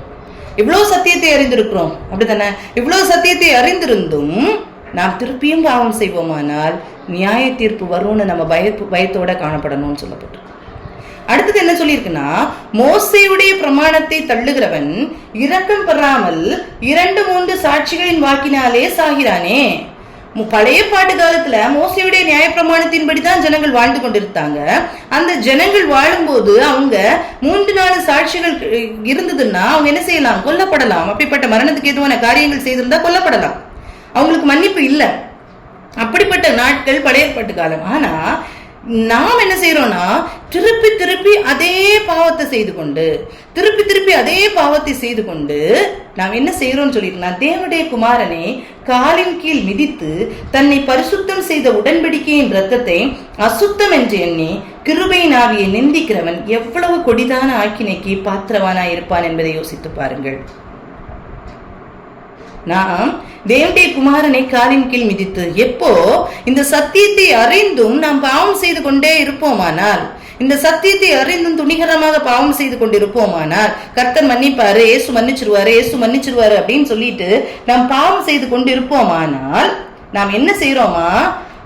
தேவனுடைய குமாரனை காலின் கீழ் மிதித்து, நாம் இயேசுவை என்ன செய்யறோமா? காலில் மிதிச்சு அவருடைய தன்னை பரிசுத்தம் செய்த உடன்படிக்கையின் இரத்தத்தை அசுத்தம் என்று எண்ணி கிருபையின் ஆவியை நிந்திக்கிறவன் எவ்வளவு பெரிய தண்டனைக்கு பாத்திரவானா இருப்பான். எப்படி பாத்திரவானா இருப்பான்? இதை அழகா எக்ஸ்பிளைன் பண்றேன். எப்படின்னா, இப்போ அந்த அதான் value the blood of Jesus. ஆண்டவருடைய ரத்தத்தை நம்ம என்ன செய்யணும், வேல்யூ பண்ணணும். நம்ம சொல்றோம் என்ன தப்பு பண்ணாலும் ஆண்டவர் கிட்ட போய் நம்ம மன்னிப்பு கேட்டுட்டோம்னா நமக்கு மன்னிப்பு கிடைச்சிரும் அப்படின்றது உண்மைதான், இல்லைன்னு சொல்லல. எந்த பாவையும் ஆண்டவர் தள்ள மாட்டேன்னு தான் சொல்லியிருக்கிறாரு. கண்டிப்பா ஆண்டவர் தள்ள மாட்டேன். ஆனாலும் நாம் இந்த சத்தியத்தை அறிந்து திரும்பி திரும்பி இந்த பாவம் செய்வோமானால் நாம் ஆண்டவருடைய ரத்தத்தை என்ன காஸ்ட் பண்ணிருக்கோம், என்ன விலை கொடுத்துருக்கோம், என்ன விலை நம்ம நினைக்கிறோம். கிரயத்திற்காக கொல்லப்பட்டீர்கள் சொல்றாரு, என்ன காஸ்ட் அதுக்கு?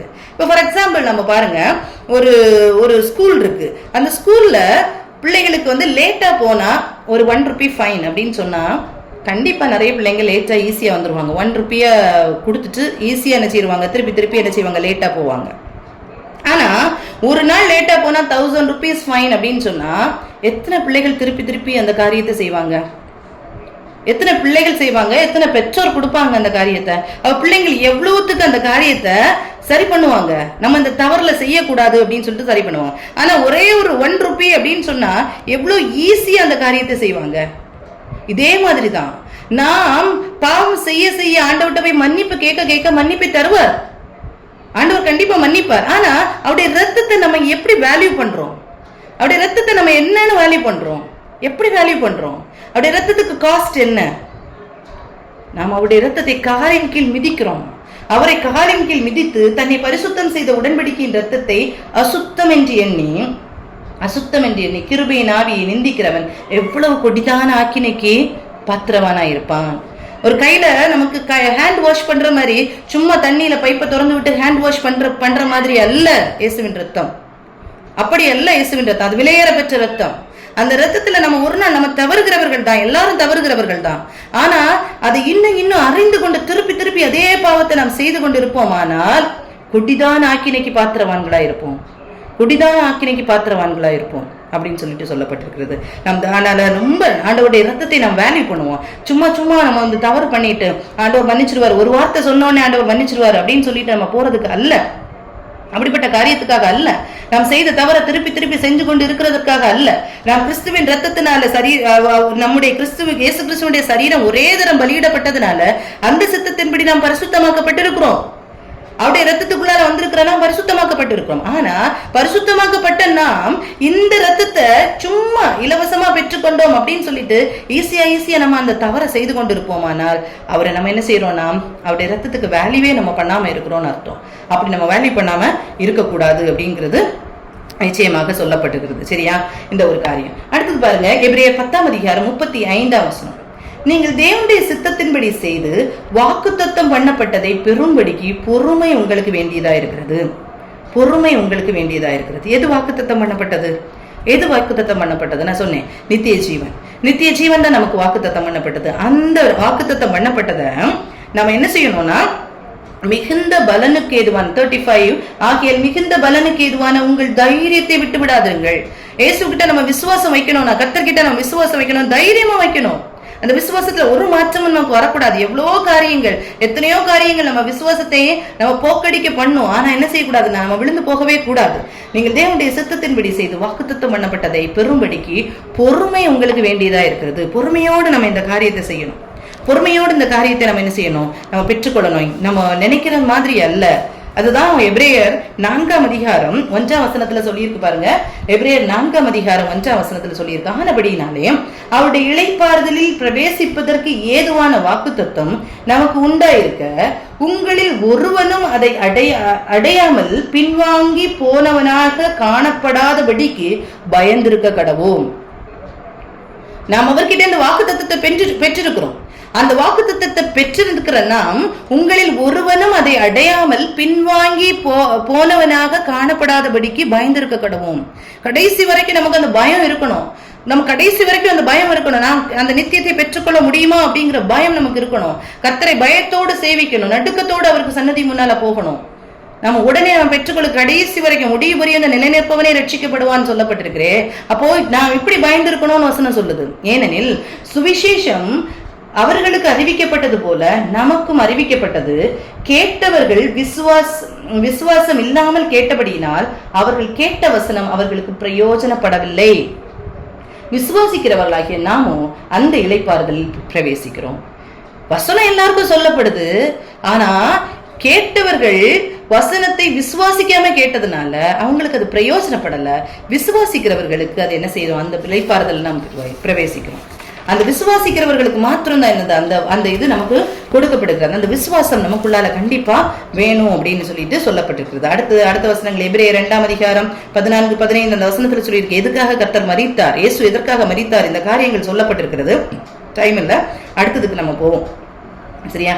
எபிரேயர் 2ஆம் அதிகாரம் 17-18 அந்த வசனத்துல சொல்லியிருக்கு பாருங்க. அஞ்சியும் அவர் ஜனத்தின் பாவங்களை நிவர்த்தி செய்வதற்கு ஏதுவான தேவ காரியங்களை குறித்து இரக்கமும் உண்மையும் உள்ள பிரதான ஆசிரியராக இருக்கும்படி எவ்விதத்திலும் நம்முடைய சகோதரருக்கு ஒப்பாக வேண்டியதா இருந்தது. அதுக்கு முன்னாடி வசனங்கள்ல என்ன சொல்லியிருக்கோம்னா, கிறிஸ்து இந்த மரணத்தின் மூலமாக, இந்த சிலுவையின் மூலமாக அவர் என்ன செய்தார்னா பூரணப்படுத்தப்பட்டார் அப்படின்னு சொல்லப்பட்டிருக்கும்.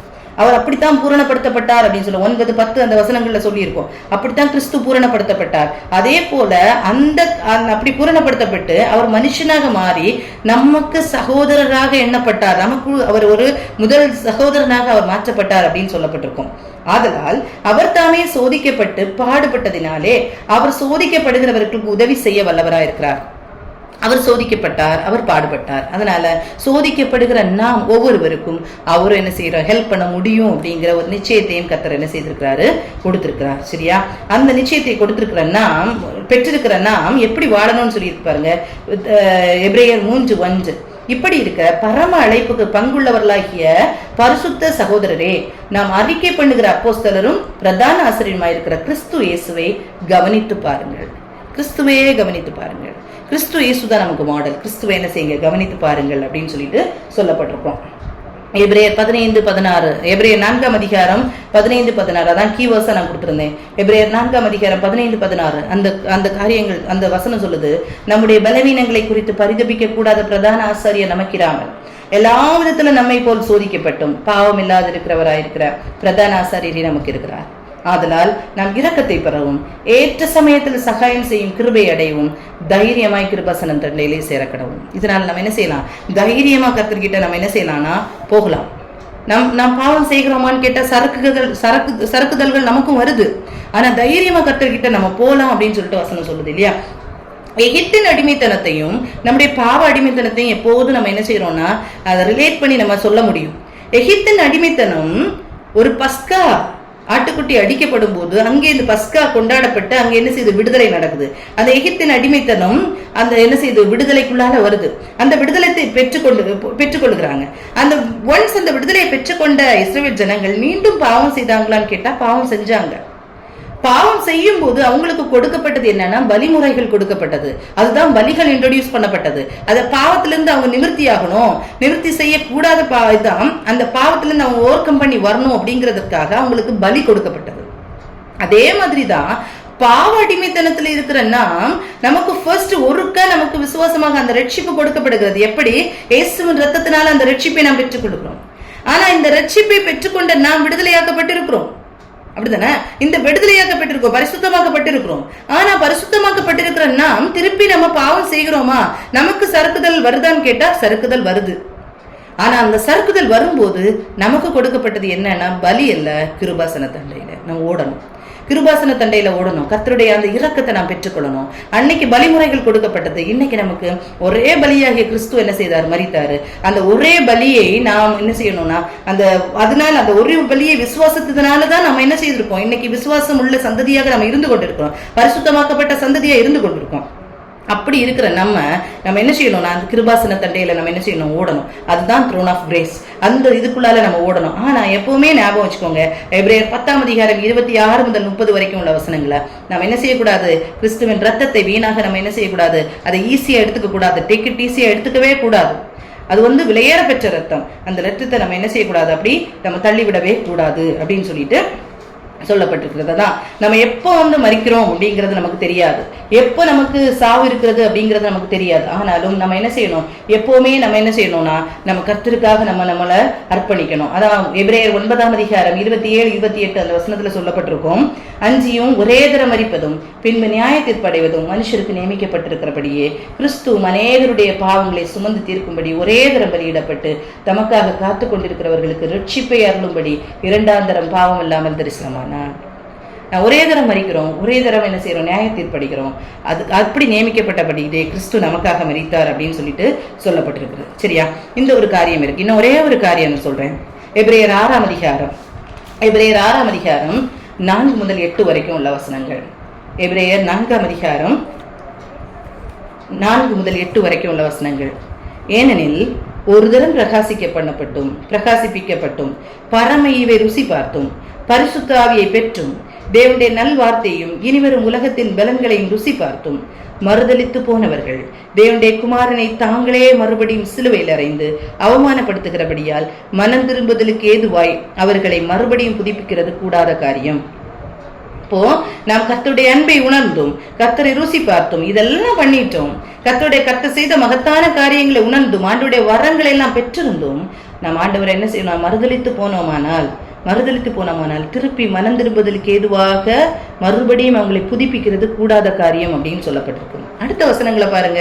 எப்படி எனில் தன்மேல் அடிக்கடி பெய்கிற மழையை குடித்து தன்னிடத்தில் பயிரிடுகிறவர்களுக்கு ஏற்ற பயிரை முளைப்பிக்கும் நிலமானது தேவனால் ஆசீர்வாதம் பெறும். முட்செடிகளையும் முட்பூண்டுகளையும் உழைக்கப்படுகிற நிலமோ தகாததாயும் சபிக்கப்படுகிறதற்கு ஏதுவாயுமாய் இருக்கிறது, சுட்டரிக்கப்படுவதே அதன் முடிவு. நாம வசனத்தை கேட்கிறோமே, அப்பப்ப நமக்கு மழை பெய்கிறாரே, ஆண்டவர் அப்பப்ப வசனத்தை தர்றாரே, அப்பப்ப எச்சரிப்புகளை தருகிறாரே, அப்பப்ப வார்த்தைகளை தந்து நம்மளை திடப்படுத்துகிறாரே, இதை அப்பப்ப நம்ம பெற்றுக்கொண்டிருக்கிறோம்னா நம்ம அந்த தன்னிடத்தில் பயிரிடுவதற்கு ஏற்ற அந்த பயிரை நம்ம முளைப்பிக்கிறதற்கு ஏது இல்லாதபடிக்கு நாம் இருப்போமானால் தேவனால் ஆசீர்வாதத்தை பெற்றுக்கொள்ள முடியாது. அந்த நிலம்தான் தேவனால் ஆசீர்வாதத்தை பெறும், இல்லைன்னா அந்த ஆசீர்வாதம் பெற்றுக்கொள்ளாது. அப்படி இல்லைன்னா முட்செடியை முட்பூண்டுகளை முளைப்பிக்கிற நிலமோ தகாததாயும் சபிக்கப்பட்டதற்கு ஏதுவாக இருக்கும். அது கடைசியில் அதன் முடிவு என்னது, சுட்டரிக்கப்படுவதுதான் அதன் முடிவு. அவர் சொன்னார்ல, யோவான் ஞானஸ்தானம் கொடுக்கும்போது சொன்னார் இல்லையா, இது கனி கொடாத மரம் எல்லாம் வெட்டுண்டு அக்னியிலே போடப்படும் சொன்னார் இல்லையா, அதுதான் முடிவு. அந்த முடிவுக்கு நேராக நம்ம என்ன செய்யக்கூடாது, நம்முடைய வாழ்க்கையை போய்விடக்கூடாது. அப்பப்ப கர்த்தர் நமக்கு வார்த்தைகளை தருகிறாரு, அப்பப்ப நம்மளை விடுதலை பண்றாரு, அப்பப்ப நம்மளை நடத்துகிறாரு. அந்த வார்த்தைகளை பெற்றுக்கொண்டு கர்த்தருக்காக கனி கொடுக்கிற ஒரு வாழ்க்கை வாழுவோம். முட்பூண்டுகளாகவும் முட்செடிகளாகவும் நம்ம வாழக்கூடாது, சபிக்கப்பட்டவர்களாக நம்ம மாறி போவோம். இப்படிப்பட்ட இது நமக்கு எப்படி இருக்கணும், நாம் அப்படியே கர்த்தருக்குள்ளால் அந்த விசுவாசம் அசைக்கப்படாதபடிக்கு இருக்கணும். அதான் யூதா சொல்லுவாரு, அந்த விசுவாசம் முதல்ல உங்களுக்கு நான் அந்த ரட்சிப்பை குறித்து எழுதும் போது, நான் சொல்லும் போது நான் எழுதணும், அந்த ரட்சிப்பை குறித்து சொல்லணும். பிரியமானவர்களை, பொதுவான ரட்சிப்பை குறித்து உங்களுக்கு எழுதும்படி நான் மிகவும் கருத்துள்ளவனாக இருக்கையில் பரிசுத்தவான்களுக்கு ஒரு விசை ஒப்புவிக்கப்பட்ட விசுவாசத்திற்காக நீங்கள் தைரியமாய் போராட வேண்டும் என்று உங்களுக்கு எழுதி உணர்த்துவது எனக்கு அவசியமாய் கண்டது. நீங்க அந்த விசுவாசத்திற்காக தைரியமா போராட வேண்டும். அந்த தைரியத்தை நாம் கர்த்தரிடத்திலிருந்து பெற்றுக்கொள்வோம். கர்த்தர் தாமே இந்த வார்த்தையின் மூலமாக நம்மை ஆசீர்வதிப்பாராக. இந்த நேரத்திலே சோபனா இந்த காரியங்களை மனதில் வைத்து ப்ரேயர் பண்ணுவோம். சர்ச்சஸ்க்காக ப்ரேயர் பண்ணுவோம். நாளைக்கு ஆண்டவருடைய உயிர்த்தெழுதலின் பண்டிகையை ஆசரிக்கிறேன்னா உண்மையான அந்த உயிர்த்தெழுதலை நாம் ஒவ்வொருவரும் பெற்றுக்கொள்ளணும். அந்த காரியத்தை மனதில் வைத்து ப்ரேயர் பண்ணுவோம். ஒரு விதத்தில் உயிர்த்தெழுதல் ஒரு சைடில் பண்டிகைகள் நடந்து கொண்டு இருக்கும், இன்னொரு இடத்துல சமாதானம் இல்லாத குடும்பங்கள் அதிகம் இருக்கு. ஏன்னா குடித்து வெறித்து காணப்படுகிறவர்கள் நாளைக்கு தான் ரொம்ப அமோகமாக விற்பனைகள் நடைபெறும். இந்த காரியத்துக்காகவும் மனதில் வைத்து இந்த காரியத்துக்காக ஜெபிட்டு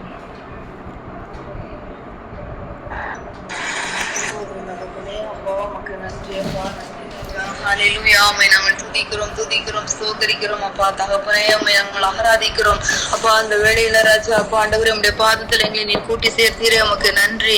ஜீவனுள்ள தேவனே, உமக்கு நன்றி அப்பா. உயிரோடு எழுந்தவரே அப்பா, மரணத்தை ஜெயமாய் விழுங்கினவரே, உம்மை நாங்கள் ஸ்தோத்திரிக்கிறோம் அப்பா. அப்பா, பரிசுத்தமுள்ள தேவனே, உம்மை நாங்கள் ஸ்தோத்திரிக்கிறோம் தகப்பனே. ராஜா, உமக்கு நன்றி அப்பா. நன்றி தகப்பனே. ஐயா, கேட்ட சத்தியங்களை ஆண்டவரே, ஐயா ஏசப்பா, எங்களுடைய இருதயங்களில் அப்பா இந்த நாள் அப்பா நீர் விதைத்திருக்கிறீரே, உமக்கு நன்றி அப்பா. ஆண்டவரே ஸ்தோத்திரம் ஐயா.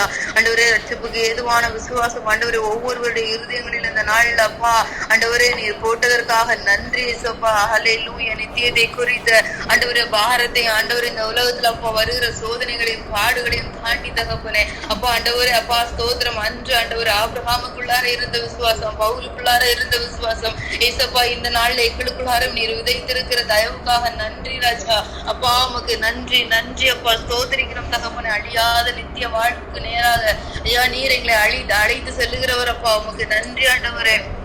ஏசப்பா உமக்கு ஸ்தோத்திரம் ஸ்தோத்திரம் ஆண்டவரே. ஐயா உம்முடைய மரணத்தையும் உயிர்த்தெழுதலையும் இந்த நாட்கள்ல நாங்க ஆண்டவரை நினைவு கூர்ந்து கொண்டு இருக்கிறோம் அப்பா. ஆண்டவரே ஏசப்பா வெளியேறப்பட்ட ரட்சிப்பை குறித்து நாங்கள் கவலையாற்றி இருப்போம். ஆனால் ஆண்டவரே வருகிற தண்டனைக்கு நாங்கள் தப்பித்துக் கொள்ளவே முடியாது ஏசப்பா. ஆண்டவரே இந்த நாள்ல இந்த ரட்சிப்பின் அனுபவத்தை குறித்தப்பா ஆண்டவரே சபைகள்ல பேசப்படட்டப்பா.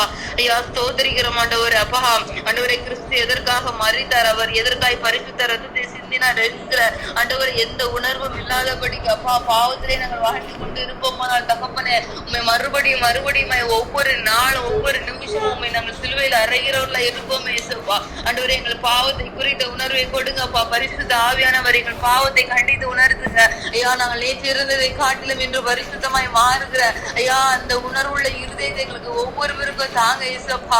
ஆண்டவரே அப்பா டேக் இட் ஃபார் கிராண்டட் நாங்க எடுக்க கூடாது ராஜா. ஒவ்வொரு நாளும் அப்பா ஆண்டவரே நாங்கள் விட்டு வந்த பாவத்திற்கு திரும்பாத ஒரு இருதயம் எங்களுக்கு வேணும் ஏசப்பா.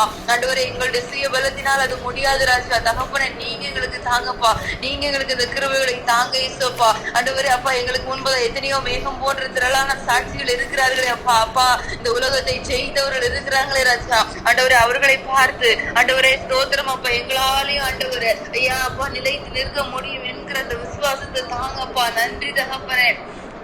ஹல்லேலூயா உமக்கு நன்றி நன்றி நன்றி அப்பா. ஸ்தோத்திரிக்கிறப்பா. சோர்ந்து போய் இருக்கிற ஐயா ஒவ்வொருவரையும் நீங்க பலப்படுத்துங்கப்பா, திடப்படுத்துங்க ஆண்டவரை, தைரியப்படுத்துங்கப்பா. தேவாதி தேவனுடைய கிருபை உள்ள கரம் இந்த வேளையில அப்பா எங்க ஒவ்வொரு பேர் மேலே அப்பா அமரட்டாண்டவரே. கர்த்தர் நீங்க எங்களை ஆட்கொண்டு நடத்துங்கப்பா ஐயா. ஸ்தோத்திரிக்கிறோம் அப்பா. அனலாக்குங்க ராஜா உமக்காக ஆண்டவரே. ஸ்தோத்திரம் உம்முடைய ரட்சிப்பின் பாத்திரத்தை எடுத்துக்கொண்டு தொழுது கொள்ளக்கூடிய கர்த்தருடைய நாமத்தை தொழுது கொள்ளக்கூடிய கிருபைகளை எங்களுக்கு தாங்க ராஜா. நன்றி சப்பா ஆண்டவரே. உமக்கு நன்றி உமக்கு நன்றி அப்பா. இன்னும் எத்தனையோ பேர் அப்பா நாங்க ஆண்டவரே அப்பா 7 வார்த்தைகளையும் சிலுவையில நீர் பேசின வார்த்தைகளையும் நாங்க கேட்டுட்டப்பா. ரட்சிப்புனா என்னன்னு கூட தெரியாதபடிக்கு ஐயா நாங்களை ஆண்டவரே சபையில வந்து ஆராதித்து கொண்டு இருக்கிறோம் அப்பா. எங்களை மன்னிங்க ஆண்டவரே ஐயா. எங்களை மன்னிங்க ராஜா. ஆண்டவரே ஸ்தோத்திரிக்கிறோம்ப்பா. எதற்காக ஆண்டவரே ஐயா இந்த உயிர்த்தெழுதலை நாளை நாங்கள் கொண்டாடுகிறோங்கிற அப்பா உணர்வு இல்லாதபடிக்கு ஐயா ஸ்தோத்திரிக்கிறோம் அப்பா. ஏதோ நான் ஆண்டவரே அப்பா மற்ற ஜனங்களை போல பண்டிகைகளை கொண்டாட வேண்டும் என்று அப்பா ஏற்படுத்தி கொண்டு ராஜா ஆண்டவரே ஓடுகிற ஜனங்களை அப்பா ஏசப்பா நீங்க தொடுங்கப்பா. தகப்பனே உணர்வுள்ள இருதயத்தை கொடுங்கப்பா. கிறிஸ்து மரித்தது ஆண்டவரே அப்பா எங்களுக்காய் நீர் உயிரோடு எழுந்தது அப்பா. எல்லாவற்றையும் மறித்து கொண்ட உண்மையான ஒரு கிறிஸ்தவர்களாக ஆண்டவரே நாங்கள் இருக்க பலந்தாங்கப்பா. இந்த நாட்கள்ல ஐயா உடைய உயிர் தேடுதலின் பண்டிகையை நாங்க நாளைக்கு அப்பா கொண்டாட இருக்கிற இந்த வேளையில ஐயா ஒவ்வொருவருடைய இருதயத்திலையும் எங்கள் அப்பா உயிர் தெழுந்த இயேசுவானவர் அப்பா நீர் அப்பா இடைபடுங்கப்பா. அந்த சிந்தனையை கொடுங்கப்பா. எதற்காக என் தேவன் எனக்காய் மரித்தார், எதற்காக அந்த ரத்தம் சிந்தினார் என்கிற அந்த உணர்வை கொடுங்கப்பா. அப்பா ஸ்தோத்திரம். சத்தியத்தை அறிந்து கொள்ளக்கூடிய கிருபைகளை வழிவாசல்களை திறந்து கொடுங்க. நன்றி சப்பா. ஹல்லேலூயா. கர்த்தர் கிரியை செய்யுங்கப்பா. ஆண்டவரே நாளைக்கு அப்பா மெசேஜ் கொடுக்க போகிற ஒவ்வொரு அப்பா பாஸ்டர்ஸையும் நீங்க அனாயின் பண்ணுங்கப்பா. ஆண்டவரே நீங்க அபிஷேகத்தை நடத்துங்கப்பா. எல்லா சபைகளிலும் ஐயா எல்லா சபைகளிலும் இயேசுவோடைய பிரசனம் இறங்கி வரட்டாப்பா. ஐயா ஸ்தோத்திரிக்கிற ஆண்டவரே நீங்க பேசுங்கப்பா. ஆண்டவரே அப்பா உயிர் தெழுந்த வல்லமையை ஆண்டவரே இயேசுவோட அந்த மகிமையான வல்லமையை ஒவ்வொரு சபைகளிலும் நாளை தினத்துல காணும்படியாய் கர்த்தர் கிரியை செய்யுங்கப்பா. ஒரு பெந்தேகோஸ்தே நாளின் அனுபவம் உண்டாவதாக ராஜா. எங்கள் கர்த்தரா அப்பா பரிசுத்த ஆவியானவர் இறங்கி வருவீராக ராஜா. ஆண்டவரே நன்றி ஏசப்பா. நன்றி அப்பா. பரிசுத்தப்படுத்துங்கப்பா ஐயா. ஸ்தோத்திரிக்கிறப்பா ஆண்டவரே அப்பா ஐயா. இந்த வேளையில கூட நாங்கள் பாரத்தோட செபிக்கிறோம்ப்பா. ஆண்டவரே இந்த 40 நாட்கள் ஆண்டவரே ஐயா நான் பாஸ்டிங் இருந்தேன்னு சொல்லிட்டு ஆண்டவரே உலகத்திற்காக ஆண்டவரே வேஷம் தரித்து அப்பா ஆண்டவரே பாஸ்டிங் இருந்துட்டு எல்லா பாவத்தையும் அநியாயத்தையும் நாங்கள் துணிகரமாய் செய்து கொண்டு நாங்களே தினத்துல ஐயா ஆண்டவரே அப்பா ஆண்டவரே உங்களுடைய சமூகத்துல வரும்பொழுது அப்பா ஆண்டவரே சந்தோஷத்தோட நான் கர்த்தருக்காக ஃபாஸ்டிங் இருந்தேன்னு சொல்லிட்டு நிற்கிற அப்பா ஜனமாய் ஆண்டவரே இருக்கிற ஒவ்வொரு பிள்ளைகளையும் அப்பா நீங்க தொடுங்கப்பா ஐயா. அப்பா அறியாமையில விழுந்து கிடக்கிற ஜனங்களுடைய கண்களை திறந்து கொடுங்க ஏசப்பா. ஆண்டவரே உங்களுடைய கிருபை அப்பா தொடட்டும் ஏசப்பா. ராஜா உமக்கு நன்றி ராஜா. நன்றி ஏசப்பா. நன்றி அப்பா. ஹல்லேலூயா.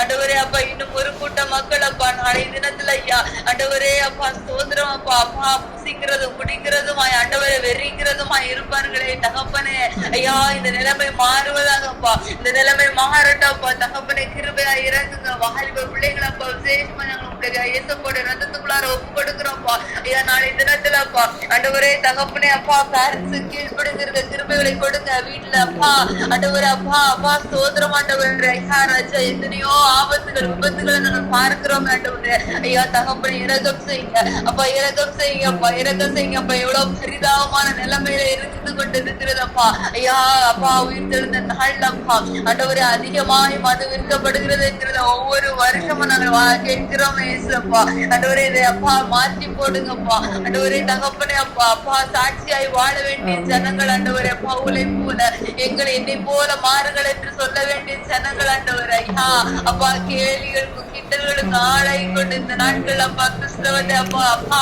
ஆண்டவரே புறஜாதி ஜனங்களுக்கு மத்தியில் அப்பா தூஷிக்கப்படுகிற நிலைமை இருக்கிறதே ஏசப்பா தகப்பனே இந்த பாவங்களை மன்னிக்கப்பா எங்க சபைகளில் இருந்து இப்படிப்பட்ட அசுத்தத்தை எல்லாம் நீக்குங்க ராஜா ஆண்டவரே ஆவியில் அனல் கொண்டு அப்பா அப்பா ஸ்தோத்திரம் ஆண்டவரே கர்த்தருடைய சமூகத்துல கிட்டி சேரக்கூடிய கிருபைகளை கொடுங்க ஏசப்பா அப்பா அப்படியே வார்த்தை வரும்படுது அப்பா வெடிச்சு புட்டாக ஏசப்பா அப்பா அப்படிப்பட்ட சத்தியங்களை நாளைக்கு போதிங்க அப்பா அப்பா நீங்க பேசுங்கப்பா ஒவ்வொரு இடங்களிலையும் தகப்பனே உம்முடைய வெளிச்சத்தை தருகிற சத்திய வார்த்தைகள் பிரசங்கிக்கப்படட்டும் ஐயா தகப்பன் கிரியை செய்யுங்கப்பா நன்றியப்பா நீங்க பெரியவர் ஏசப்பா உங்களுடைய வார்த்தையில மாற்றம் உண்டப்பா உங்களுடைய வார்த்தையில விடுதலை உண்டப்பா உங்களுடைய வார்த்தையில ஆண்டவரே ஐயா பாவத்தை ஆண்டவரை கண்டித்து உணர்த்துவீர் ஆண்டவரே அப்படிப்பட்ட வார்த்தைகளை அப்பா கேட்கட்டும் ஐயா ஆண்டவரே ஏதோ அப்பா ரிசர்வேஷன் ஆராதனை சொல்லிட்டு ஆண்டவரே அப்பா அப்பா ஸ்தோத்திரம் அப்பா ஆண்டவரே கடமைக்கு ஆண்டவரே அப்பா எடுத்து வாசிட்டு போகிறதற்கு அல்லப்பா ஐயா இந்த உயிர் தெழுந்த நாள்ல ஐயா கர்த்தர் என்ன பாரத்தோடு நின்று கொண்டு இருக்கிறது என்பதை கேட்டு அப்படியே சொல்லுகிற அப்பா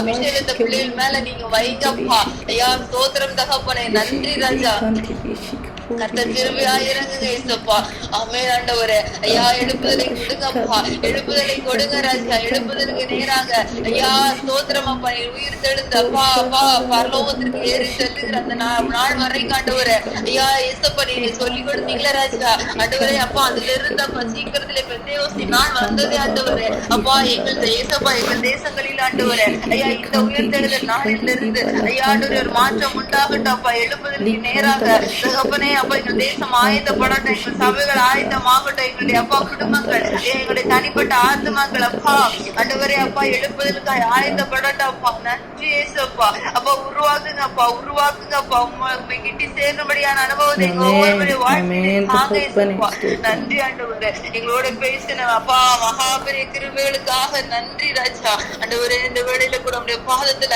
அப்பா காத்திருக்கும்படியா நீர் ஏற்படுத்தி தந்த நல்ல வேலைக்கு நன்றி ஏசப்பா ஐயா உண்மை நம்பி வந்த பிள்ளைகளை ஆண்டவரே ஐயா சோதரம் தேவைகளோடு இருக்கிறவர்கள் உண்டப்பா ஆண்டவரே பலவீனத்தின் மத்தியில இருக்கிறவங்க உண்டு ஏசப்பா ஆண்டவரே இன்னும் ஆண்டவரே ராஜா அப்பா நாளை தினத்துல அப்பா ஆண்டவரே அப்பா எல்லாரும் ஆண்டவரே மகிழ்ச்சியாய் கொண்டாடி கொண்டு இருக்கிற வேளையில ஏசப்பா ஆண்டவரே ஒரு கூட்டம் மக்கள் அப்பா ஏதோ ஒரு பாரத்தோட இருக்கலாம்ப்பா ஆண்டவரே தேவைகளோட இருக்கலாம் ராஜா ஆண்டவரே என் வாழ்க்கையில இது என்னைக்கு மாறும் என்று சொல்லி ஆண்டவரே அப்பா கண்ணீரோட இருக்கலாம்ப்பா கர்த்தாவே நீங்க இருதயங்களை ஆராய்ந்து அறிந்திருக்கிறவங்கப்பா நீங்க பேசுங்கப்பா கண்ணீரோட இருக்கிற பிள்ளைகளுக்கு ஐயா விடுவீங்கப்பா விடுவீங்கப்பா எங்கள் தேவனால எல்லாம் கூடுமே ஆண்டவரே கர்த்தர் நீர் கிரியை செய்யுங்கப்பா கர்த்தர் கிரியை செய்யுங்கப்பா ஐயா நமக்கு நன்றி விடுவிக்கிற தேவனுடைய வல்லமை உயர்த்துகிற தேவனுடைய வல்லமை ஒவ்வொரு பிள்ளைகளையும் விடுதலையாக்கட்டும் இந்த நாள்ல அப்பா ஆண்டவரே ஸ்தோத்திரம் ஸ்தோத்திரம் அப்பா கர்த்தருடைய அதிசயமான கிரியைகளை பார்க்கும்படியான ஆண்டவரே அந்த உயிர் தெழுந்த வல்லமை எங்களை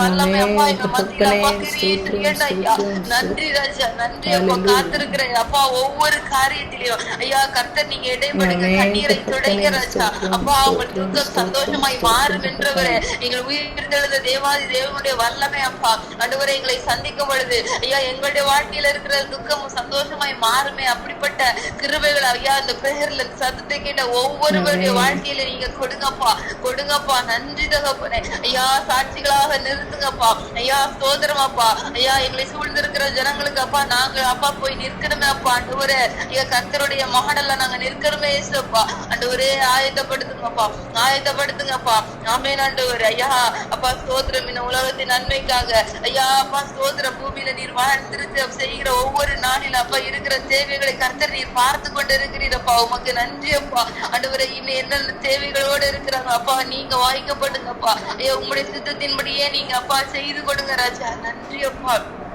கற்பத்தின் கனியை கொடுங்கப்பா. ஆண்டவரே ஸ்தோத்திரம். உமக்காக திருப்பி ஆண்டவரே கர்த்தருடைய கரங்கள்ல கொடுக்கப்படுதாய் அப்பா. ஆசீர்வாதமான ஐயா பிள்ளைகளை நீங்க கொடுங்கப்பா. நன்றி தகப்பனே, நன்றி இயேசுப்பா. இந்த பிள்ளைக்காக விண்ணப்பம் பண்ணினேனே என்று சொல்லி கர்த்தருடைய சமூகத்துல ஐயா சாட்சியா இருக்கத்தக்கதாக கர்த்தாவே ஆசீர்வதிங்கப்பா, ஆசீர்வதிங்கப்பா. நன்றி இயேசுப்பா, நன்றி அப்பா. ஐயா உங்களுடைய உயிர்த்தெழுந்த வல்லமை ஒவ்வொரு பேரையும் சந்திக்கட்டப்பா, எங்க ஒவ்வொரு பேரையும் சந்திக்கட்டும் ஐயா. நன்றி இயேசுப்பா, நன்றி அப்பா. பலவீனத்தோட இருக்கிற பிள்ளைகளை தொட்டு சுகமாக்குங்கப்பா. ஆண்டவரே கண்ணீரை துடைங்கப்பா. இயேசுப்பா கவலைகளை நீக்குகிறவர் அப்பா. அப்பா பலன் தருகிறவர், ராஜாதி ராஜா, மகிமையாய் சிங்காசனத்துல வீற்றிருக்கிறவர், நீர் உலாவுகிறவர். எங்க மத்தியில நீங்க உலாவுங்கப்பா. ஒவ்வொரு சபைகளுக்குள்ளார ஐயா உங்களுடைய வல்லமையோடு அப்பா நீர் உலாவுவீராக. நன்றி நன்றி அப்பா. உங்களுடைய அபிஷேகத்தை வல்லமையை பெற்றுக்கொள்ளத்தக்கதான ஒரு நாளாக அப்பா நீங்க ஆசீர்வதித்து கொடுங்க ராஜா. ஐயா நன்றி அப்பா, நன்றி அப்பா. அப்பா எந்தெந்த சூழ்நிலைகளில் கலங்கி போய் நிற்கிறாங்களோ ஐயா ஆண்டவரே வாசல்களை திறங்கப்பா, வாசல்களை அப்பா ஆண்டவரே திறக்கிற தேவன். மகிமையின் ராஜா நீர் பிரவேசிப்பீராக, மகிமையின் ராஜா நீர் உட்பிரவேசிப்பீராக. ஹல்லேலூயா, ஹல்லேலூயா. மகிமையின் ராஜா நீர் இறங்கி வருவீராக அப்பா. ஒவ்வொரு வீடுகளுக்குள்ளார, ஒவ்வொரு இருதயங்களுக்குள்ளார மகிமையின் ராஜா நீர் பிரவேசிப்பீராக. ஹல்லேலூயா, ஹல்லேலூயா. அப்பா உம்முடைய வல்லமை நாங்கள் அனுபவிக்கத்தக்கதாக, பிரசன்னத்தை அப்பா உணரத்தக்கதாக எங்க ஒவ்வொருவருடைய வாழ்க்கையிலையும் ஐயா மகிமையின் ராஜா நீங்க உள்ள பிரவேசிப்பீராக ராஜா. நித்தியத்தை குறித்த அப்பா வாஞ்சியை ஏக்கமா இன்னும் அதிகமா ஏவட்டப்பா. கர்த்தருடைய அன்பு ஐயா ஏசப்பாவை நாங்கள் முகமுகமாய் சந்திக்கணுமே ஐயா. ஆண்டவரே அப்பா மகிழ்ந்திருக்கிறோமே அவரோடு கூட ஐயா. நாங்கள் அப்பா இயேசுவை துதித்து பாடணுமே ஆண்டவரே. அந்த ரட்சிப்பின் மகிமையை உணர்ந்து அவரை துதிக்கணுமே அப்பா. ஐயா ஸ்தோத்திரம் அப்பா. அந்த பரலோக ராஜ்யத்துல ஆண்டவரே அதை குறித்த அந்த வாஞ்சியும் ஏக்கத்தையும் இன்னும் அதிகமா எங்கள் இருதயங்கள்ல நீங்க தாங்கப்பா. நன்றி ஆண்டவரே. உங்களுடைய பாதையில நடத்துங்கப்பா, நடத்துங்கப்பா, நடத்துங்கப்பா. எல்லாவற்றையும் ஆண்டவரே உங்களுடைய கரங்களை தருகிறோம். பாதுகாத்துக் கொள்ளுங்க. விசேஷமாய் நாளை தினத்துல அப்பா ஆண்டவரே ஒரு விசேஷத்தை பாதுகாப்பு இருக்கட்டும்ப்பா.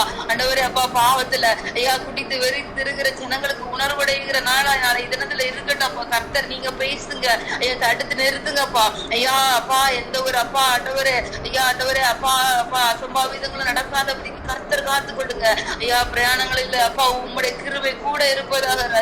கர்த்தர் கூட இருந்து நடந்துங்கப்பா. அப்பா ஒரு ரட்சிப்பின் நாளாக நாளை தினம் மாறட்டாண்டுவது ரட்சிப்பின் நாளாக ஐயா அப்பா கிருபை கொடுப்பீராக அப்பா. இதுவரை ஏதோ வாழ்ந்தோம் ஆண்டவரே அப்பா ஏசப்பா. எத்தனையோ உயிர்த்தெழுதலின் பண்டிகையை நாங்க கொண்டாடணும்னு சொல்லிட்டு போகிறதுக்கு அல்லப்பா ஆண்டவரே. நாளை தினத்துல அப்பா ஆண்டவரே ஒரு ரட்சிப்பின் மகிமையை உணரக்கூடிய கிருபைகளை ஒவ்வொரு சின்னங்களுக்கும் அப்பா எங்க ஒவ்வொரு பேருக்கு தாங்கப்பா. நன்றி அப்பா, நன்றி அப்பா. நீ செய்ய போகிறது கை ஸ்தோத்திரம் ஆண்டவரே. எங்களை தாழ்த்துகிற ஐயா, வெறுமையாக்குகிறோம். துதிகன மகிமை யாவற்றையும் ஒருவருக்கு மாத்திரம் செலுத்துகிறப்பா. இயேசுவின் நாமத்துல ஜெபிக்கிறோம் எங்கள் நல்ல பிதாவே, ஆமென். ஆமென். எல்லாரும் சேர்ந்து சொல்லலாம். என் ஆத்துமாவே கர்த்தரை ஸ்தோத்திரி, என் முழு உளமே அவருடைய பரிசுத்த நாமத்தை ஸ்தோத்திரி. என் ஆத்துமாவே கர்த்தரை ஸ்தோத்திரி, கர்த்தர் செய்த சகல உபகாரங்களை மறவாதே. ஆமென். ஒரே ஒரு காரியம் நான் சொன்னேன்ல, நியாயப்பிரமாணம் எதற்காக கொடுக்கப்பட்டிருக்கிறது அப்படின்னு நான் சொன்னேன்ல. 1 தீமோத்தேயு 5ஆம் அதிகாரம் 8 முதல் 11 வரைக்கும் உள்ள வசனத்துல பாருங்க. ஒருவன் நியாயப்பிரமாணத்தை நியாயப்படி அனுசரித்தால் நியாயப்பிரமாணம் நல்லதென்று அறிந்திருக்கிறோம். எங்களுக்கு தெரிந்திருக்கிறபடி நியாயப்பிரமாணம் நீதிமானுக்கு விதிக்கப்படாமல் அக்கிரமக்காரருக்கும் அடங்காதவர்களுக்கும் பக்தி இல்லாதவர்களுக்கும் பாவிகளுக்கும் அசுத்தருக்கும் சீர்கெட்டவர்களுக்கும் தாய் தகப்பன்மாரை அடிக்கிறவர்களுக்கும் கொலைபாதகர்களுக்கும் வேசிக்கலருக்கும் ஆண் புணர்ச்சிக்காரர்களுக்கும் மனுஷரை திருடுகிறவர்களுக்கும் பொய்யருக்கும் பொய்யான இடுகிறவர்களுக்கும் நித்தியானந்த தேவனுடைய மகிமை சுவிசேஷத்தின்படி எனக்கு ஒப்புவிக்கப்பட்டிருக்கிறதே ஆரோக்கியமான உபதேசத்திற்கு எதிரடையா இருக்கிற மற்றெந்த செய்கைக்கும் விரோதமாய் விதிக்கப்பட்டிருக்கிறது. நியாயப்பிரமாணம் இப்படிப்பட்ட காரியத்துக்காக தான் விதிக்கப்பட்டிருக்கிறது. நியாயப்பிரமாணம் எதுக்கு கொடுக்கப்பட்டிருக்குன்னா இப்படிப்பட்ட பாவங்கள் செய்யாதபடிக்கு நம்மளை காக்குகிறதற்கு தான் கொடுக்கப்பட்டிருக்குது நியாயப்பிரமாணம். ஆனா சுயாதீன பிரமாணம் நான் சொன்னேன்ல, அந்த பிள்ளையை பிடிச்சி நம்ம எப்படி அந்த பெற்றோர்கிட்ட விடும்போது அந்த பெற்றோரின் அந்த பாதுகாப்புக்குள்ள பிள்ளை இருக்குதோ, பெற்றோர் சொல்லுகிறதபடி பிள்ளை இருக்குதோ, பெற்றோரோடு இணைந்து அந்த பிள்ளை இருக்கிறதோ, அதே மாதிரி நாம் பெற்றுக்கொண்ட ஒரு அந்த நியாயப்பிரமாணம் நம்மளை வழிகாட்டி எங்க கொண்டு போனோம், விசுவாசத்துல நாம் கர்த்தரோடு சேர்க்கிறதற்கு நம்மளை கொண்டு போனோம். அதுதான் எனது சுயாதீன பிரமாணம். இந்த பிரமாணத்தின்படி நாம் கர்த்தரிடத்துல சேருவோம், விசுவாசத்தை காத்துக்கொள்வோம். அந்த விசுவாசமே கிறிஸ்தவ வாழ்க்கை. அந்த விசுவாசத்தை நாம் பற்றி பிடித்துக் கொள்வோம். கர்த்தர் நம்மோடு கூட இருந்து நித்தியத்துக்கு நேராக நம்மை வழி நடத்துவாராக. ஆமென்.